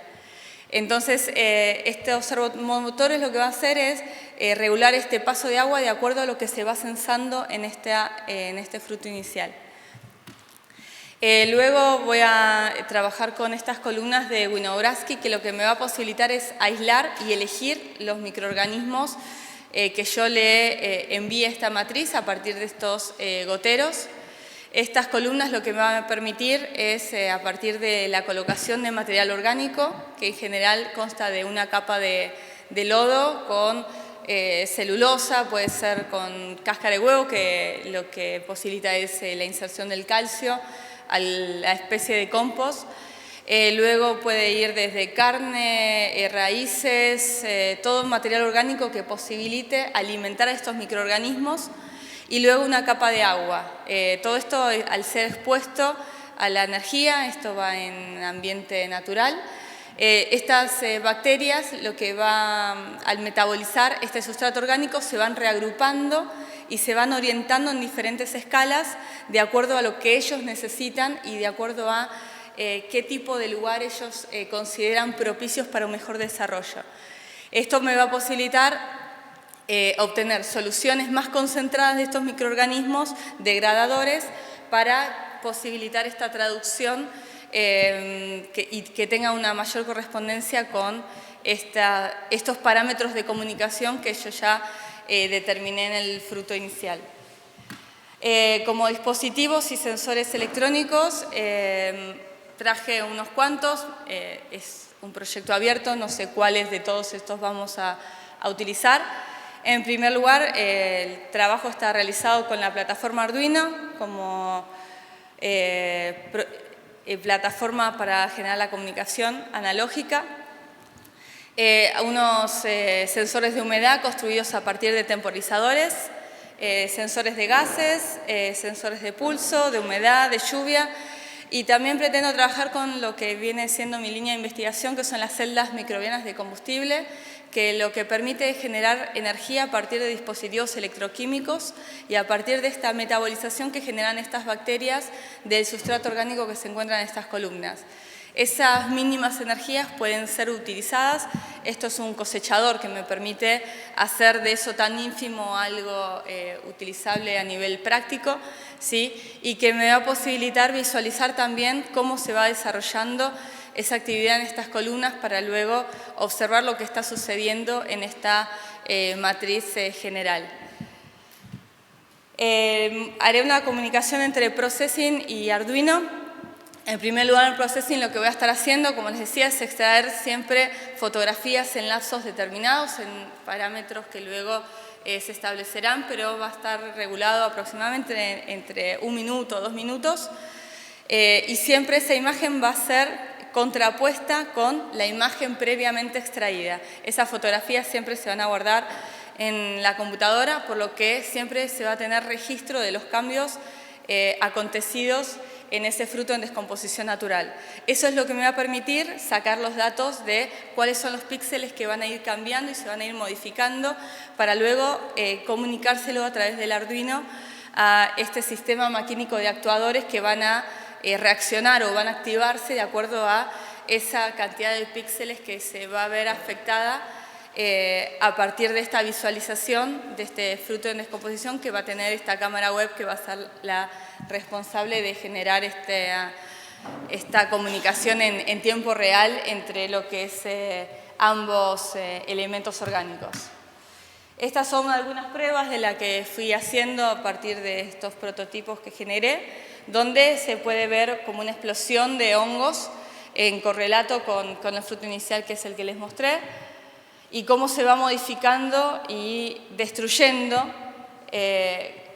estos elementos hasta tal punto de generar como una especie de película por sobre toda esta matriz, perdiendo los colores iniciales que en definitiva también se pierden en el elemento real.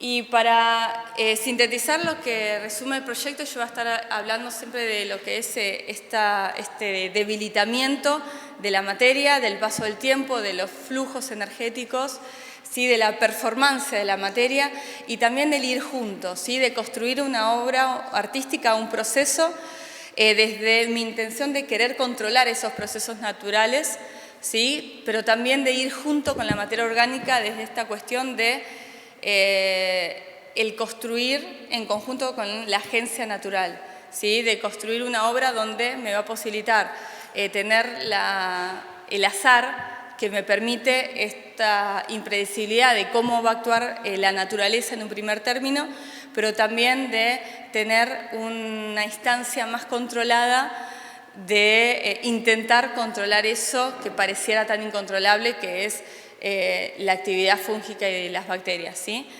Voy a estar hablando de descomposición, desintegración, desaparición y siempre con el binomio ausencia y presencia, ¿sí? Desaparece la materia orgánica, pero se regenera y se genera la presencia de otros elementos, que es lo que marca este ciclo de la materia. Y lo que pretendo hacer también acá es visualizar estos procesos, visualizar el ciclo de la materia a un ritmo contemporáneo, que es este ritmo tan efímero y tan acelerado que tenemos en estos tiempos del siglo XXI. Bien, ese es mi proyecto y está abierto a cualquiera que pueda participar. Tiene muchas instancias de creación, de pensamiento, desde programación, construcción de electrónica, circuitería. O sea que cualquiera es bienvenido dentro de lo que cada uno quiera colaborar. No sé si hay preguntas.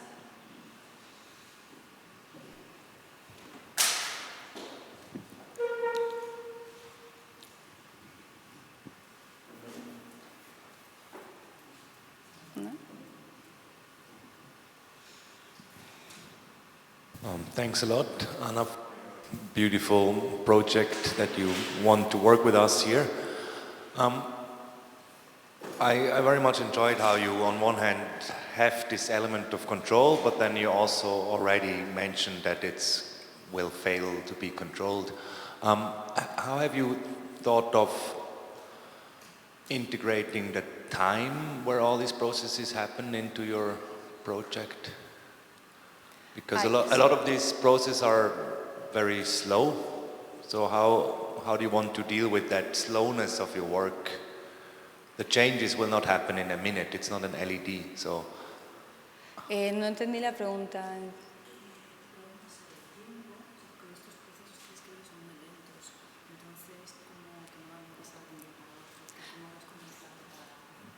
Sí, el desarrollo de todos estos organismos es sumamente lento, funcionan en un mundo en un ritmo totalmente disímil al nuestro, pero a partir de estos actuadores pretendo acelerar este tiempo de la matriz orgánica, siempre teniendo en cuenta que este fruto inicial, que es del que parto, se generan muchísimos cambios microscópicos también, que como se va a utilizar una cámara HD para extraer esta fotografía y solamente sobre esa parte, ese foco de drama o esa zona crítica de afección, se van a generar esos cambios de píxeles seguramente y eso va a ser como una,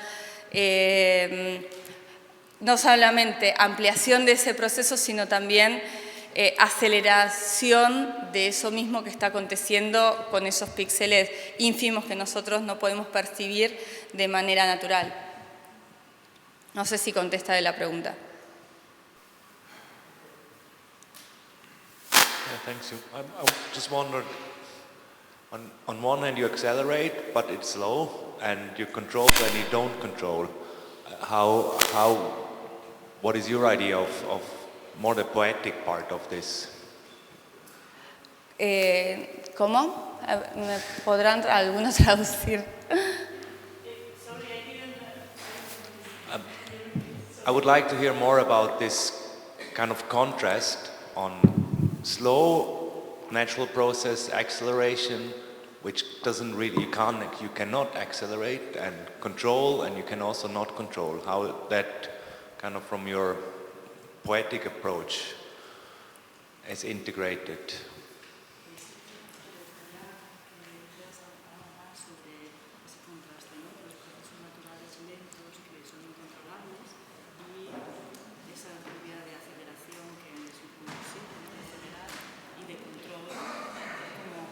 Ay, estoy muy mareada. Sí. No me siento bien. No me siento bien, siento que me voy a desmayar. ¿Podemos parar un poco? Sí, o sea, siéntate. Sí. Siéntate, no te preocupes. She's not feeling good, so no, que es que no se encuentra bien. So just sit down and Vale, despierta. Sit down there and we will te daremos un poco de aire, ¿vale? Pero siéntate mejor. Sí, sí. Es por la luz también, quizá por el foco, ¿no? Sí, no te preocupes. Es que la luz está terrible.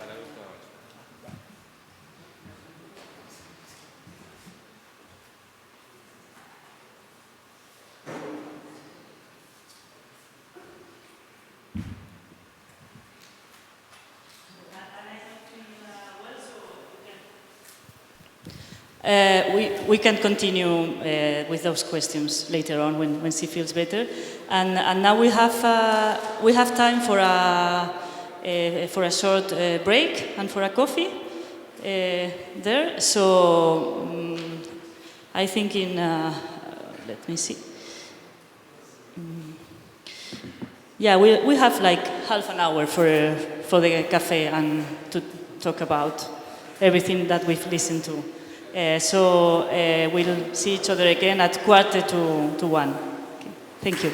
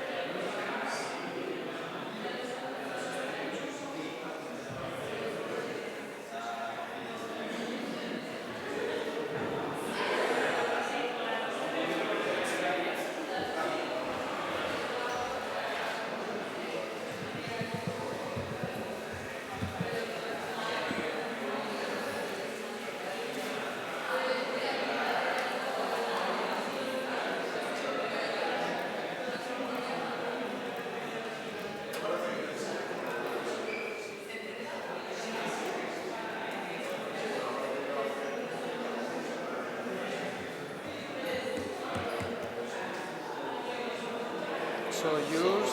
1:30, yeah. After Rafael. That is dust? Yeah, perfect. And then lunch. No, then we need this one. I don't know who's here, you know? Or maybe he have... I have maybe...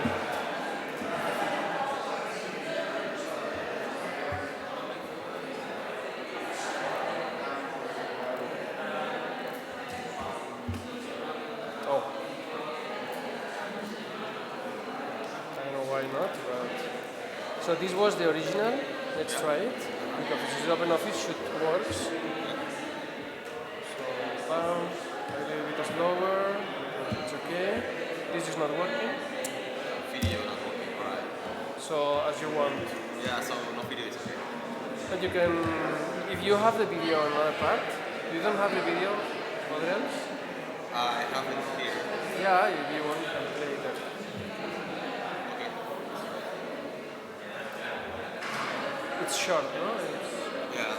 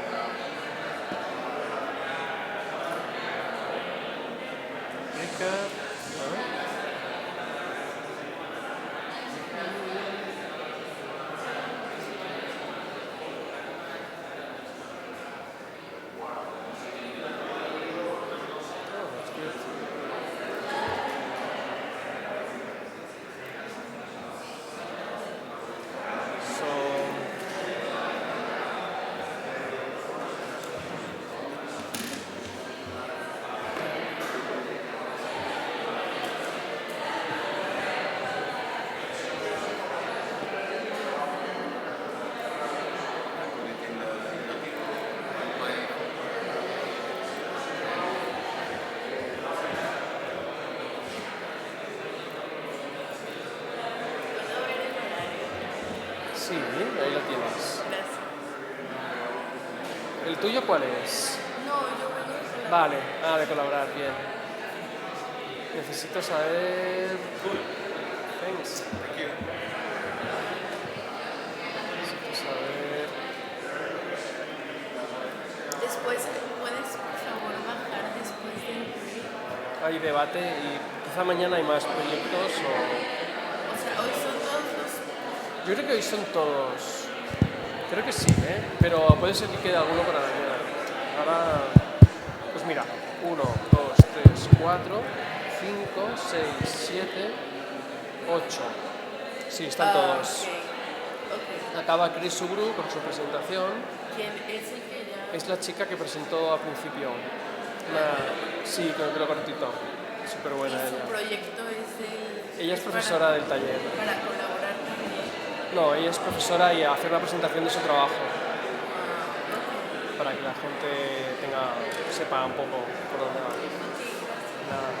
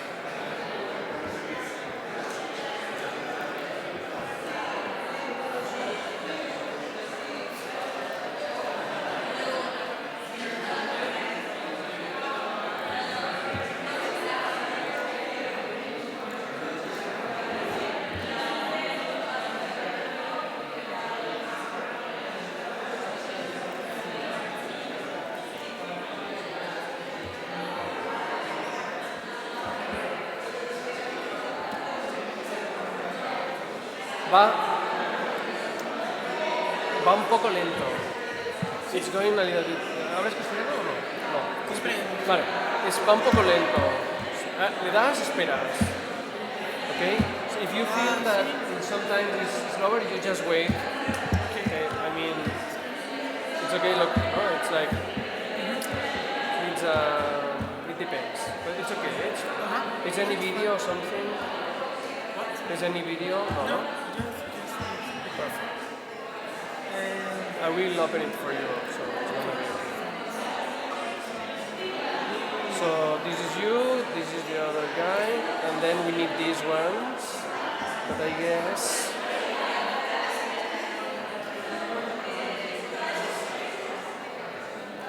Yeah, I need them. Stretch instruments. Let's see.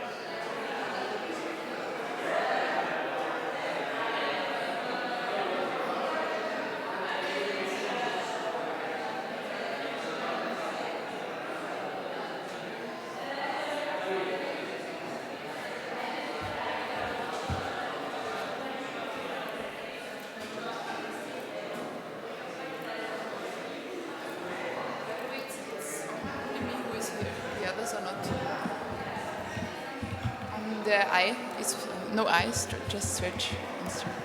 Exit.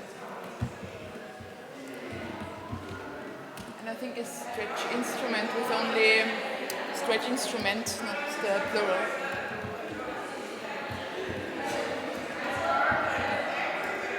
Like this? Like this, .wordpress.com.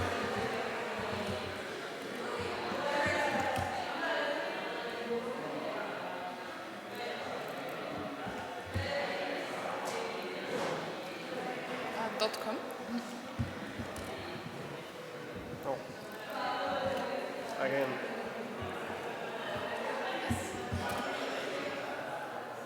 No? Can you? I don't The know T how is to. missing. The T.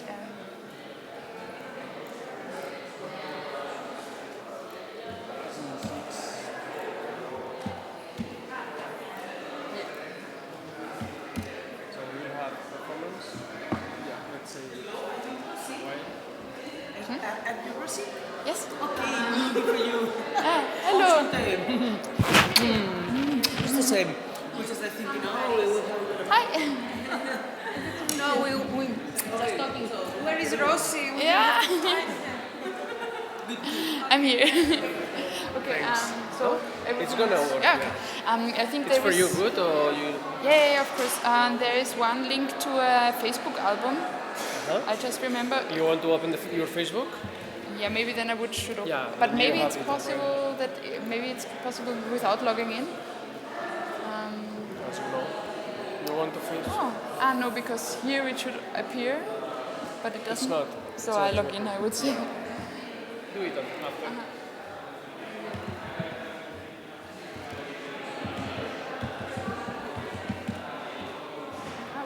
Where's that?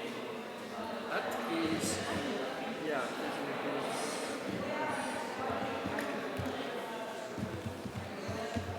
It's good for me. So you will play performance? Stretching. Yeah, but not now. That's soon. It's okay. If I load it again, it should appear here. I was talking with you by email first. Yeah, for this. Hopefully we get things. Okay, And Daniel did it. I brought two myself, so we are safe to start. Yeah. We have time enough to get it. Okay, so it's So still. it's not? Maybe double right? Because it just here should be. It's not, no?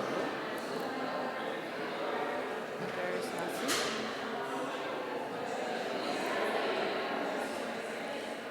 I will put the link directly in there, then it will work. Yeah. Maybe you can save it in another. Or I can just find open it it and then- here. I will put the link here and then it's okay. Okay. Okay. You will put it in the website, you said. I will put it just here now and then I think it's okay. So you want to log in, log out? For now, no. I think I can just close it, no? And afterwards I open it again. Thank you.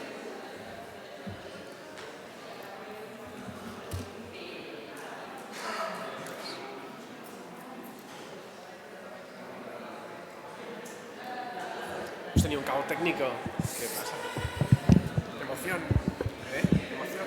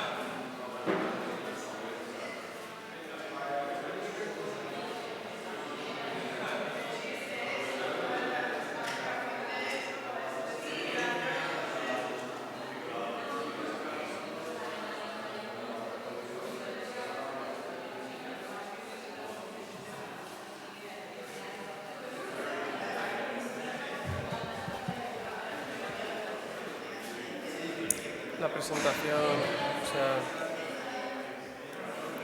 media hora era, entonces ya llevamos un cuarto, tienes un cuarto. Vale, un cuartito. Si quieres...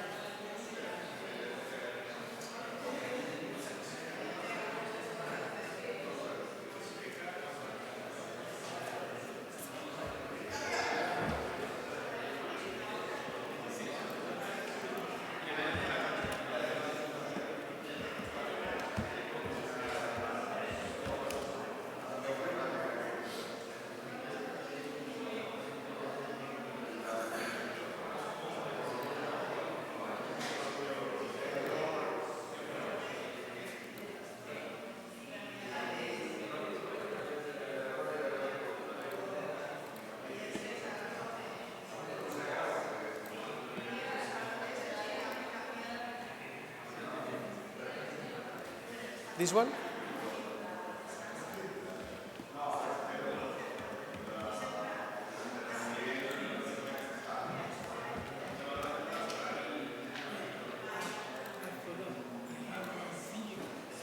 Okay. Okay, no worry. Yeah, you can... You want to check it? Wait a second and...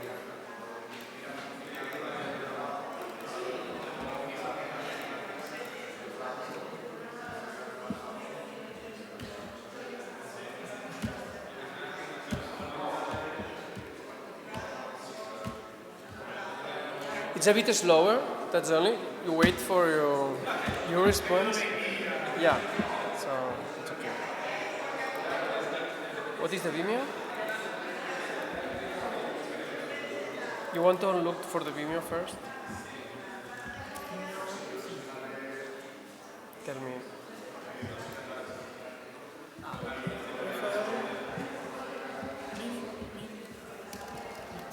Let's see.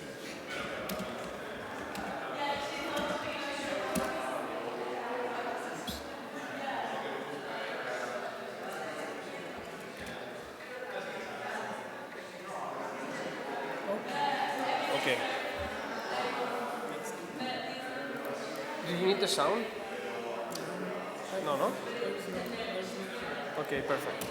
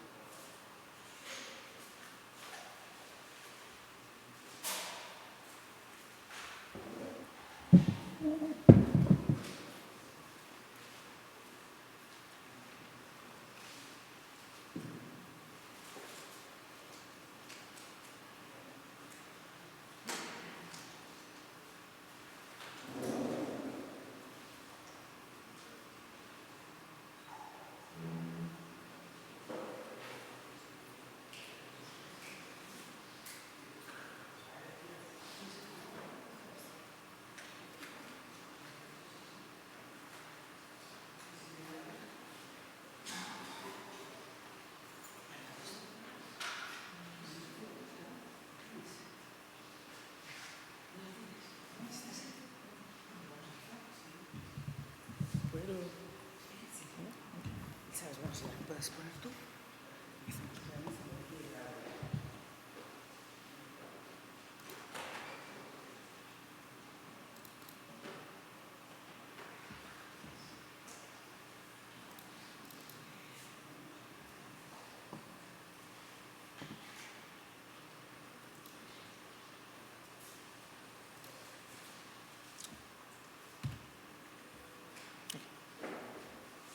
Hello. Sorry. Three images in dust. This, I don't know if this grammar is correct, but I think that's it. And well, we have. I think it's more like an installation where we have a mirror. And we need to make this mirror because it will be made by an LCD screen and a webcam. So it's a fake mirror, and you look this and, well, sorry. And it should look like a real mirror. And we have several fans around a table and this mirror above. And when I took this mirror to look to myself, the fans will start running. I will feel the blow in my skin, and I will start to see my image disappearing like dust until it will dissolve into grains. Okay. And suddenly I'm not there anymore. It's empty mirror. Well, technical stuff, the Arduino receives the signal and run the fans one by one. The PC will receive the image of the webcam, will treat it, will make this grain stuff and send back to the LCD screen. And the image of the public will dissolve it into powder. But why do this stuff? And, well, I think that there is an imposition of to fit ourselves in standards, how we should look to be accepted. And this imposition, it's not a contemporary thing. It's around us, I don't know, even since images appeared.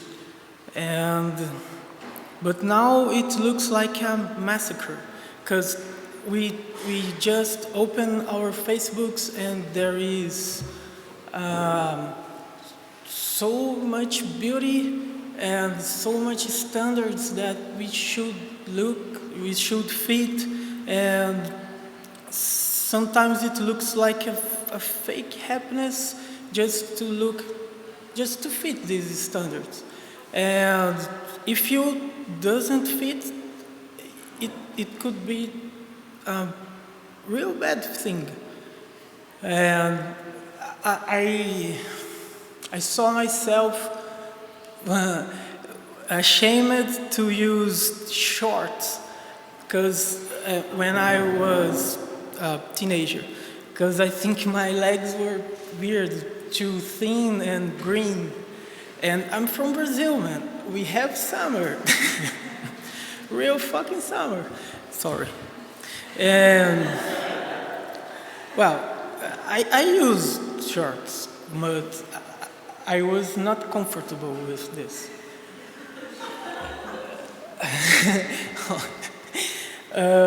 Okay, the cult of self-image, the advertisement of itself, and this is stuff I already talked about. And I think this unattainable, some of these standards. And women, women, they suffer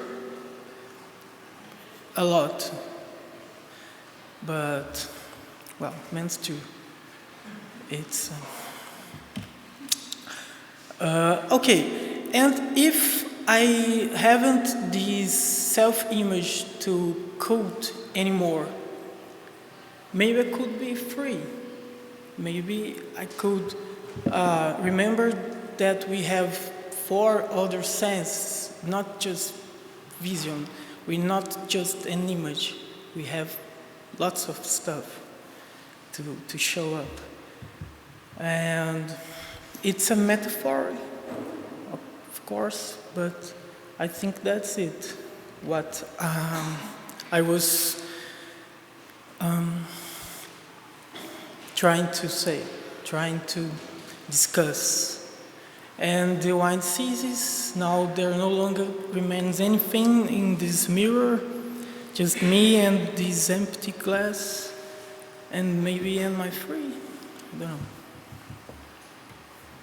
Okay, that's the idea.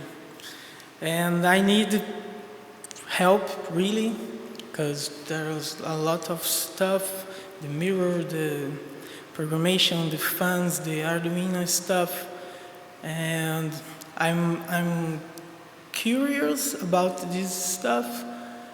I know a bit about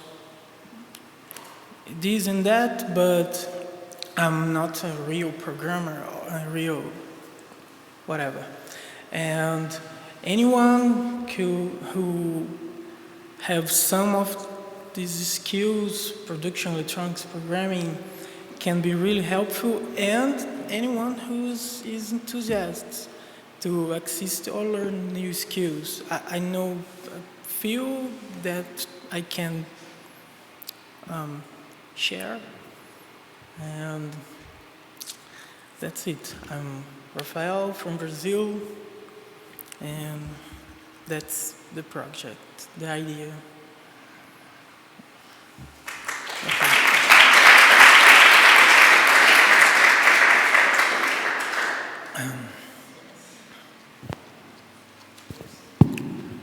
Okay, any question? Comments?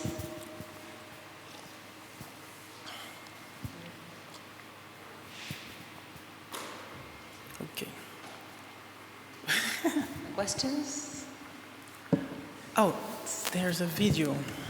Oh.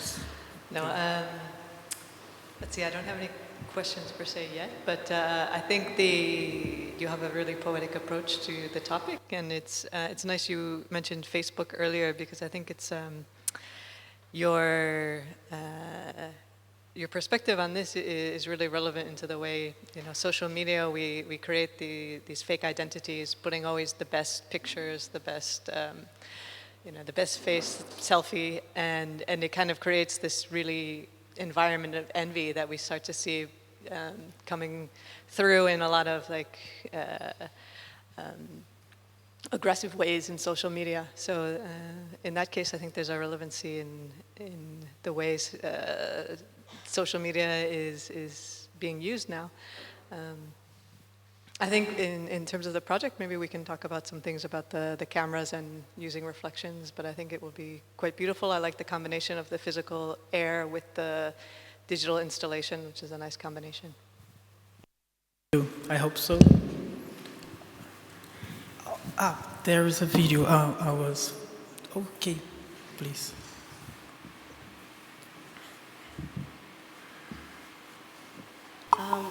Have you already made some sort of experiments to know how it'll work, like a prototype?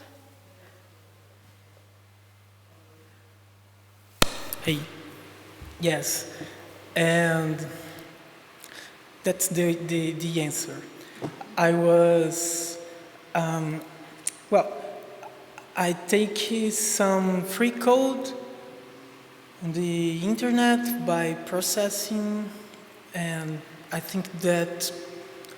pretty sure Daniel Schiffman made this experiment called Explode, and well, that's the video.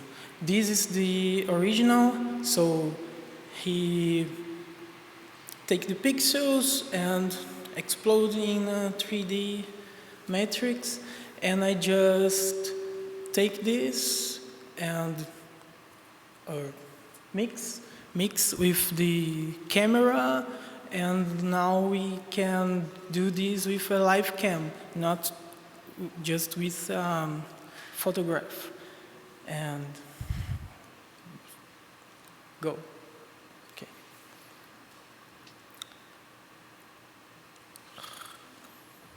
Okay, that's me. Hello. And we can do this this weird thing. Oh shit. And wow, that's the first prototype. I am exploding in a weird way, pretty scary, but and well, for now that's what we have. And the idea is not to run just by the mice, and well, that's it. I'm a little nervous. What's this? Okay, thank you. That's not the project.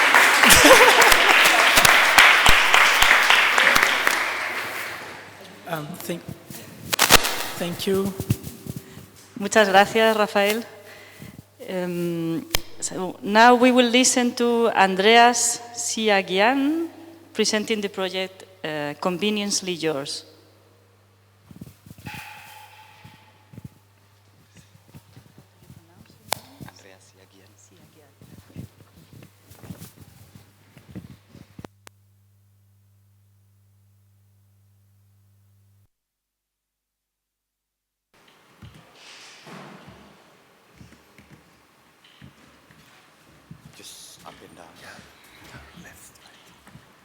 Hello, good afternoon, good morning, good, whatever.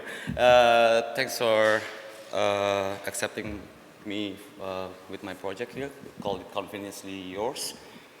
I come from Indonesia, and I usually work with my collective called LifePath, which also we kind of have a continuously collaboration with Hacteria.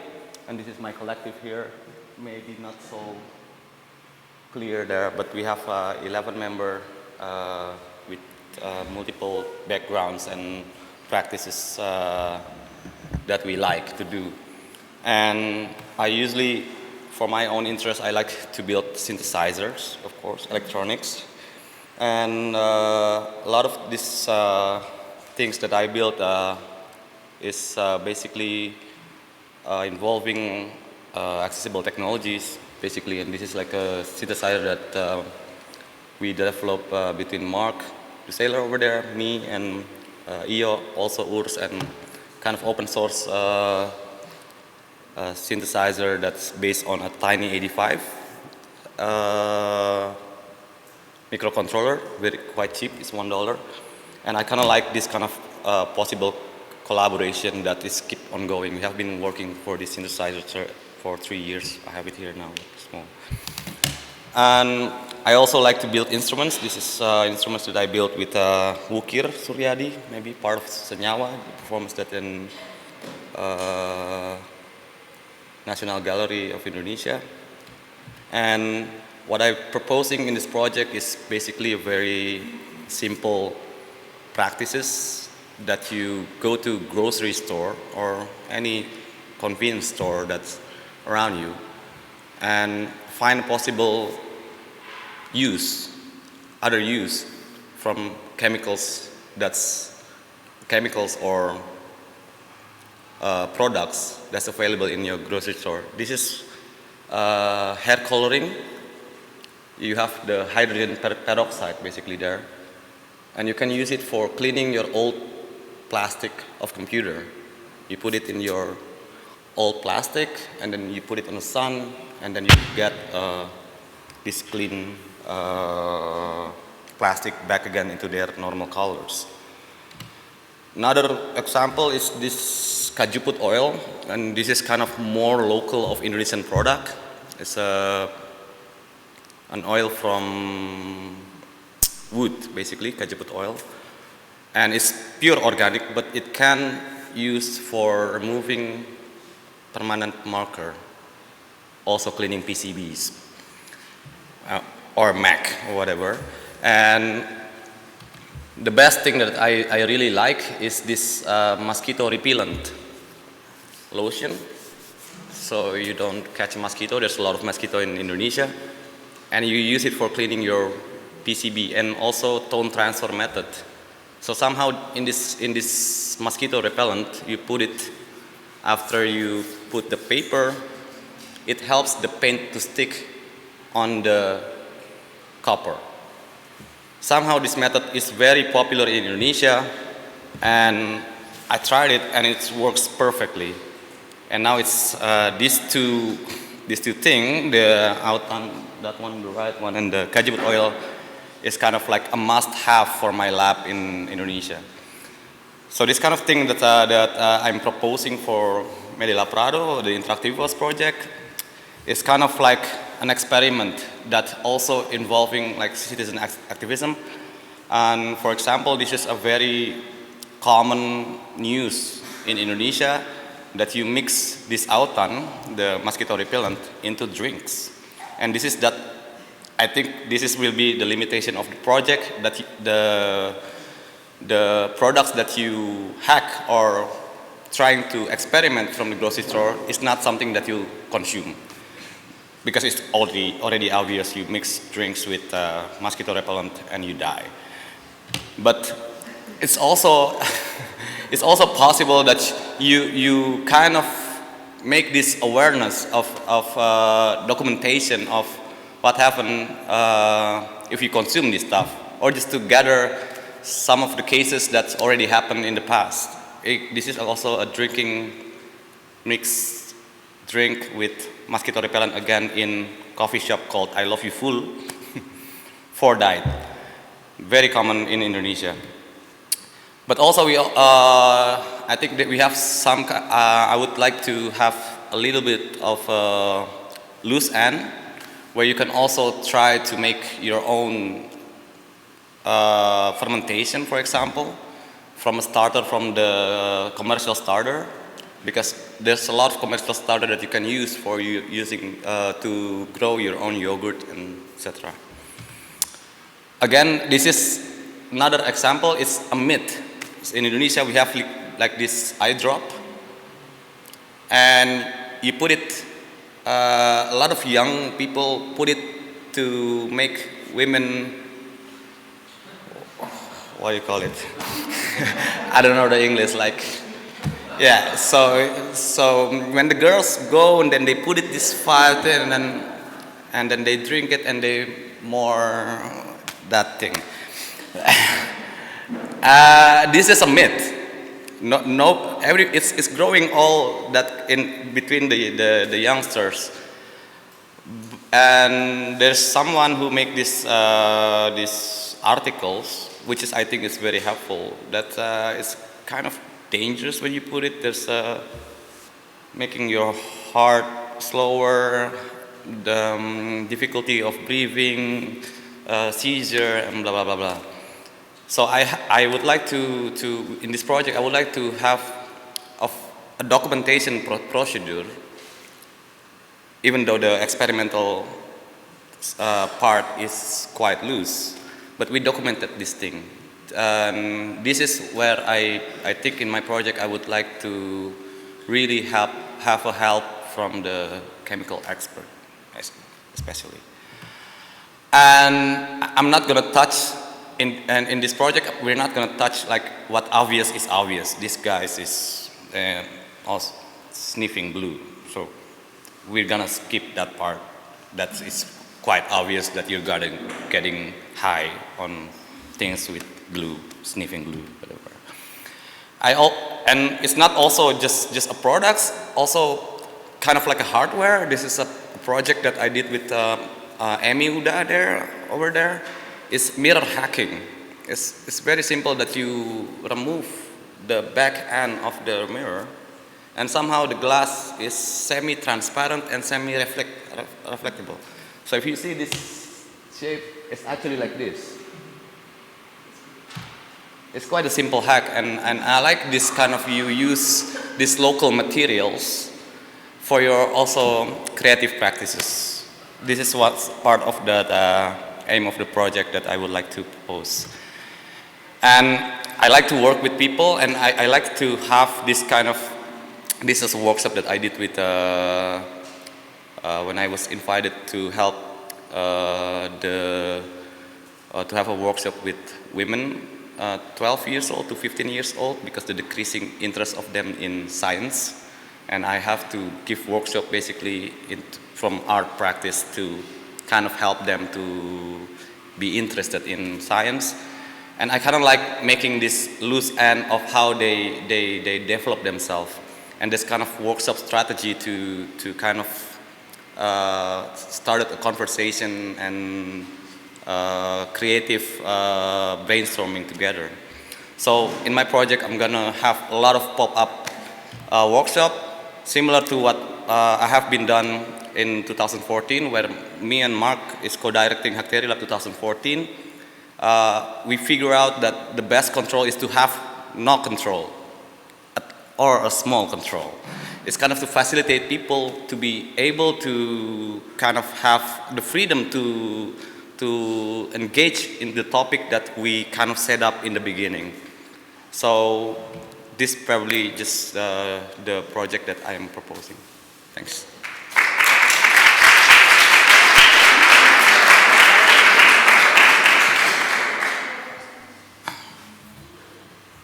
Can you explain a little bit about the collaborators you may be needing? Sorry? The collaborators you need, the profile of the collaborators you need. Collaborators profile probably just like very open to anyone that would like to experiment. I think in the start that we can experiment with something that's already be online. There's some people and kind of trying to see if it's true or not, like the eye drop. And it's open to basically anyone that would like to learn and to experiment with this issue of accessible products in your neighborhood. So.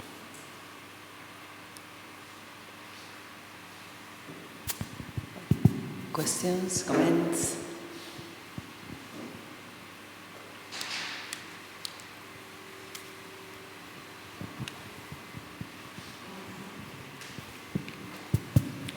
Yeah, also to that idea of a collaborator, when your project is very much about using local knowledge also.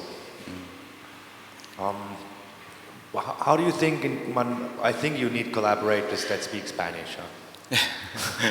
That's, I think, yeah. So we can go into a store and find out these, maybe little stories, and also talk to maybe some people on the streets if they have stories about how to reuse certain, commercial available goods.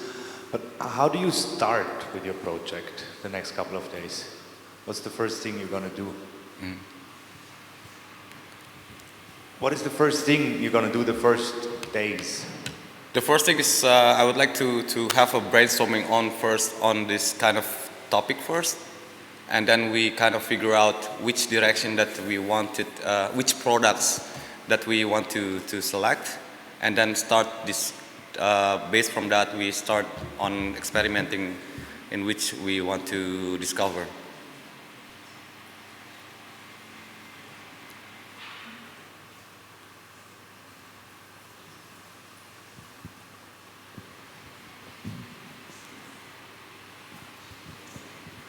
Okay, so thank you very much.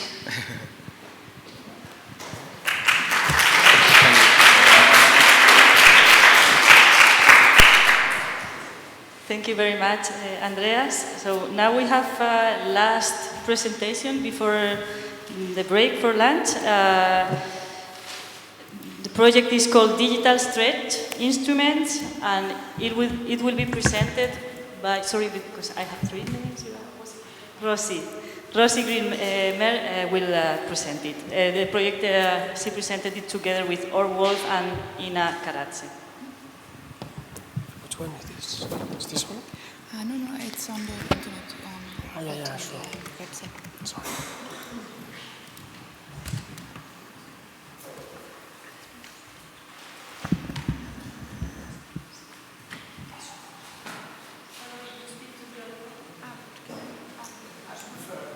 Okay.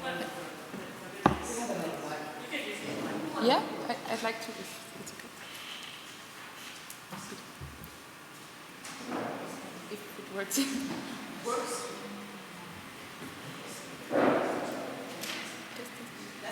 Nope.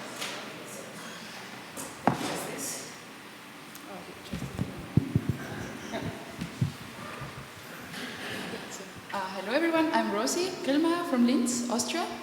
Thank you very much for the invitation and that I can present our project. Actually, this project was done together with 2 others, with Or Wolf and Ina Karatse, who are my study colleagues at the Department of Interface Cultures in Linz, which is a master's department. We are in the last month of our studies, so I'm the only one lazy enough to not be there right now. So the others are finishing all the courses. And that's why they are in Linz and I'm here. So just short about who are we. Or is from Israel. She's a graphic designer.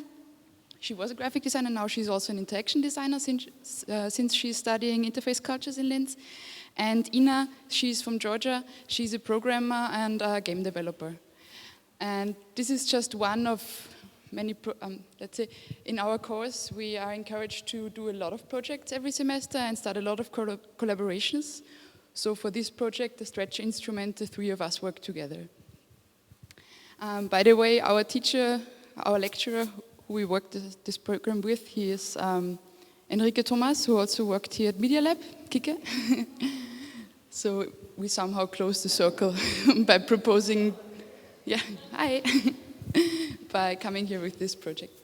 Okay, so what is it about? Actually, it's a really simple instrument, and I have the whole instrument here in my hands. It's a stretch sensor that we bought for 10 euros, and we made an instrument out of it.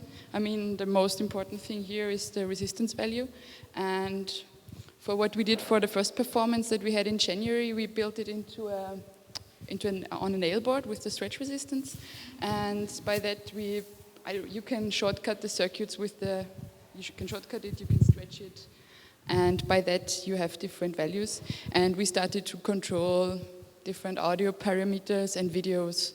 The best one was, do you remember the Washington Panda? It was playing in the snow and it had a lot of fun. It was a short video that in January a lot of people watched. And we controlled the video of the panda playing in the snow, and behind we had a speech about global warming. But the panda, I think 99% of the people really focused on the panda that was controlled by the stretch sensor, and yeah, that was part of the performance that we did. So it's not only an instrument like a musical instrument, you can also use it as an interface, also with this kind of analog connotation of a guitar string that when you have, that you can read from it. So maybe a bit more background to it, what we have so far.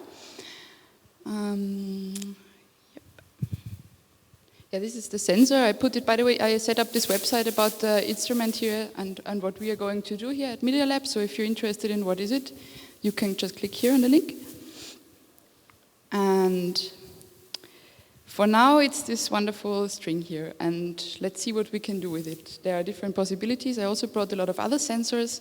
So the idea could be we could build a whole instrument. Maybe we can 3D print something. We could add other sensors to it and see how to interface it, make it maybe as a part of a bigger sound performance.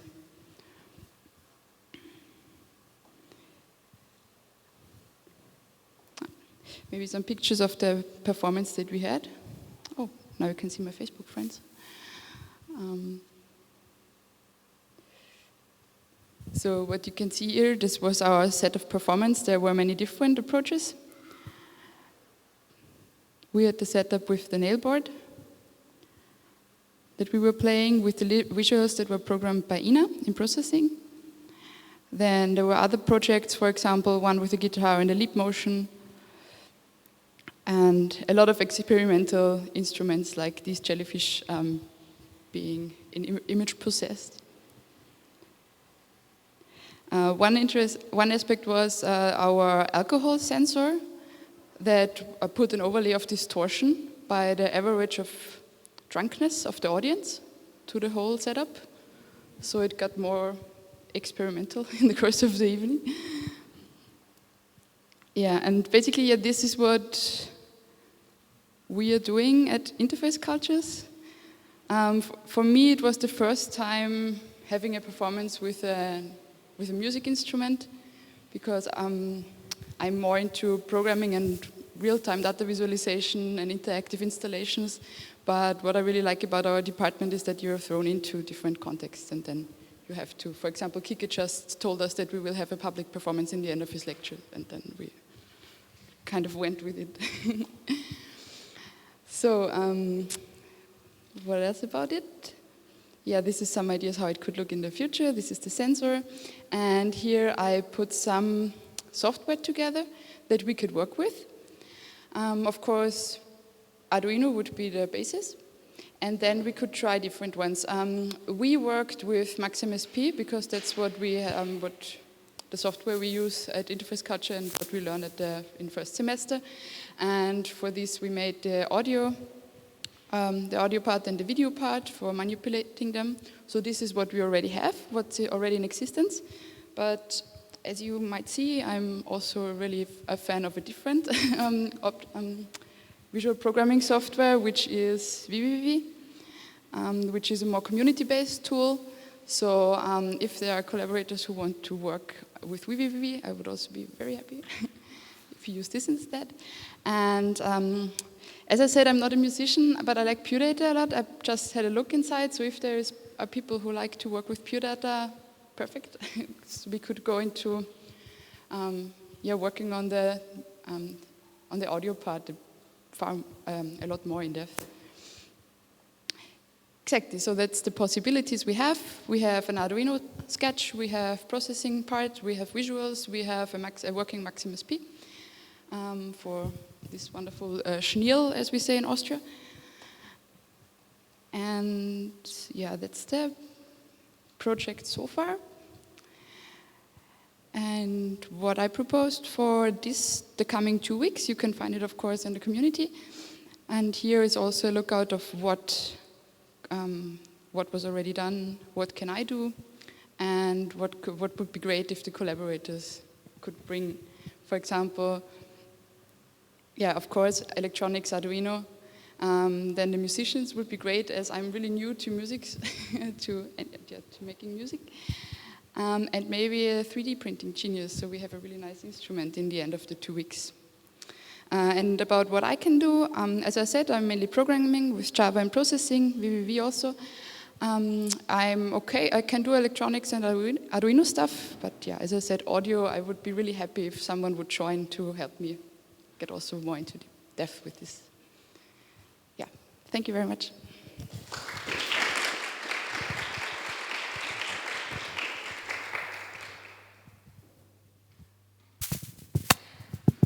Questions?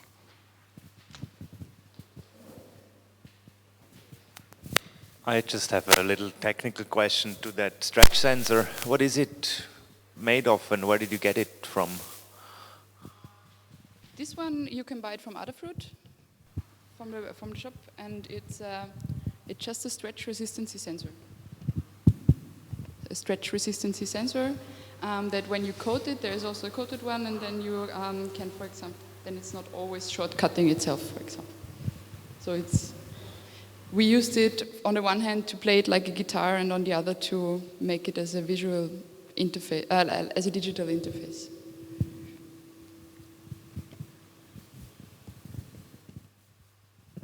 Hi, are you willing to develop that in analog or only digital? Like the digital output of the sensor? So you're willing to develop that, or could you also like see into developing it the analog, because it's such an interesting, it moves in a really, I don't know, I think you can do many things with also the analog side to it. If we build it as a guitar, for example, with a resonance room, then this could be also played, as you can hear. But yeah, and the other way is just connecting it to the Arduino and reading the resistance that you can either stretch like this, or you shortcut it. Like, that was actually one of the videos that we have here. Whoop.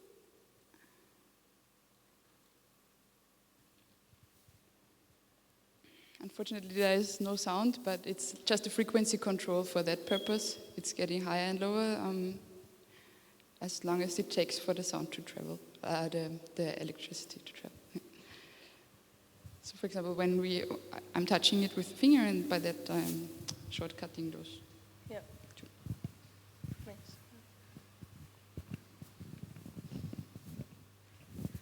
Do you have a recording of how it sounds? Do you have a recording of how it sounds? It sounds like this? No, but with shapes, you were talking about a performance you did, right? Do you have the performance, unfortunately, I don't have the audio recording with me. On the one hand, we were controlling the speed of a video, and if it was going forward or reverse. And also we were controlling the speed of music and speech of people and making them louder. I was also thinking if we had more than one of these, we could alter different parameters of the sound by using them apart from each other.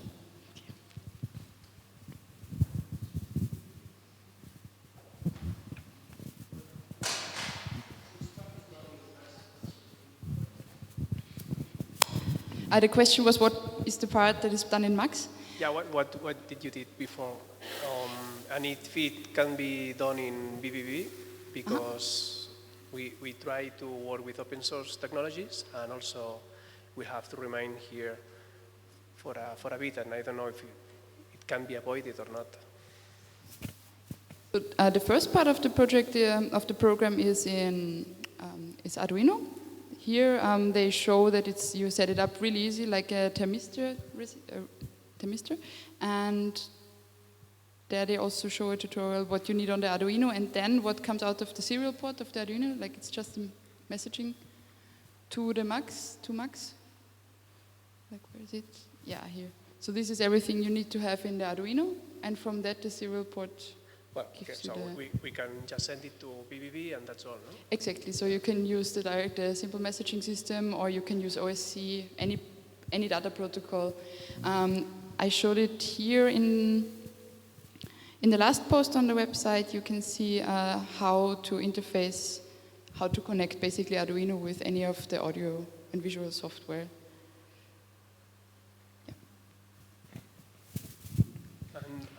This is going to be like an installation finally, or it's going to happen a performance too, or maybe you're thinking something about? Or? I would say it would be great to have a performance with it in the end. I don't know yet if it will be visual one. I guess it will be more audio one, but yeah, let's see how the instrument will look, how complex it will be, if it's only the instrument or part of a setup. How many kilometers of this wire did you bring? For now, we have 2 of these sensors, but more are coming, I read. Yeah. Kilometers. Meters. Meters, okay. But you think we could put it once through Madrid? I really would like to have kilometers of this wire.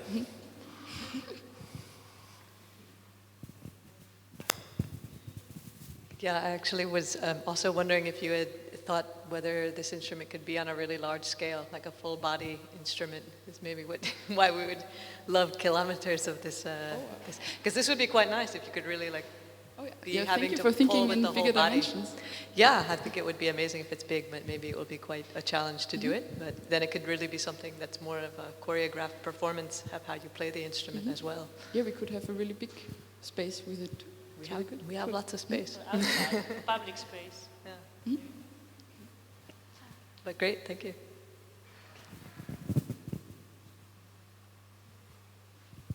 Any more questions? Okay, so thank you very much.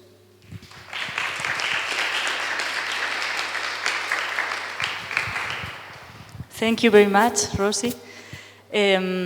So now we have a break for lunch.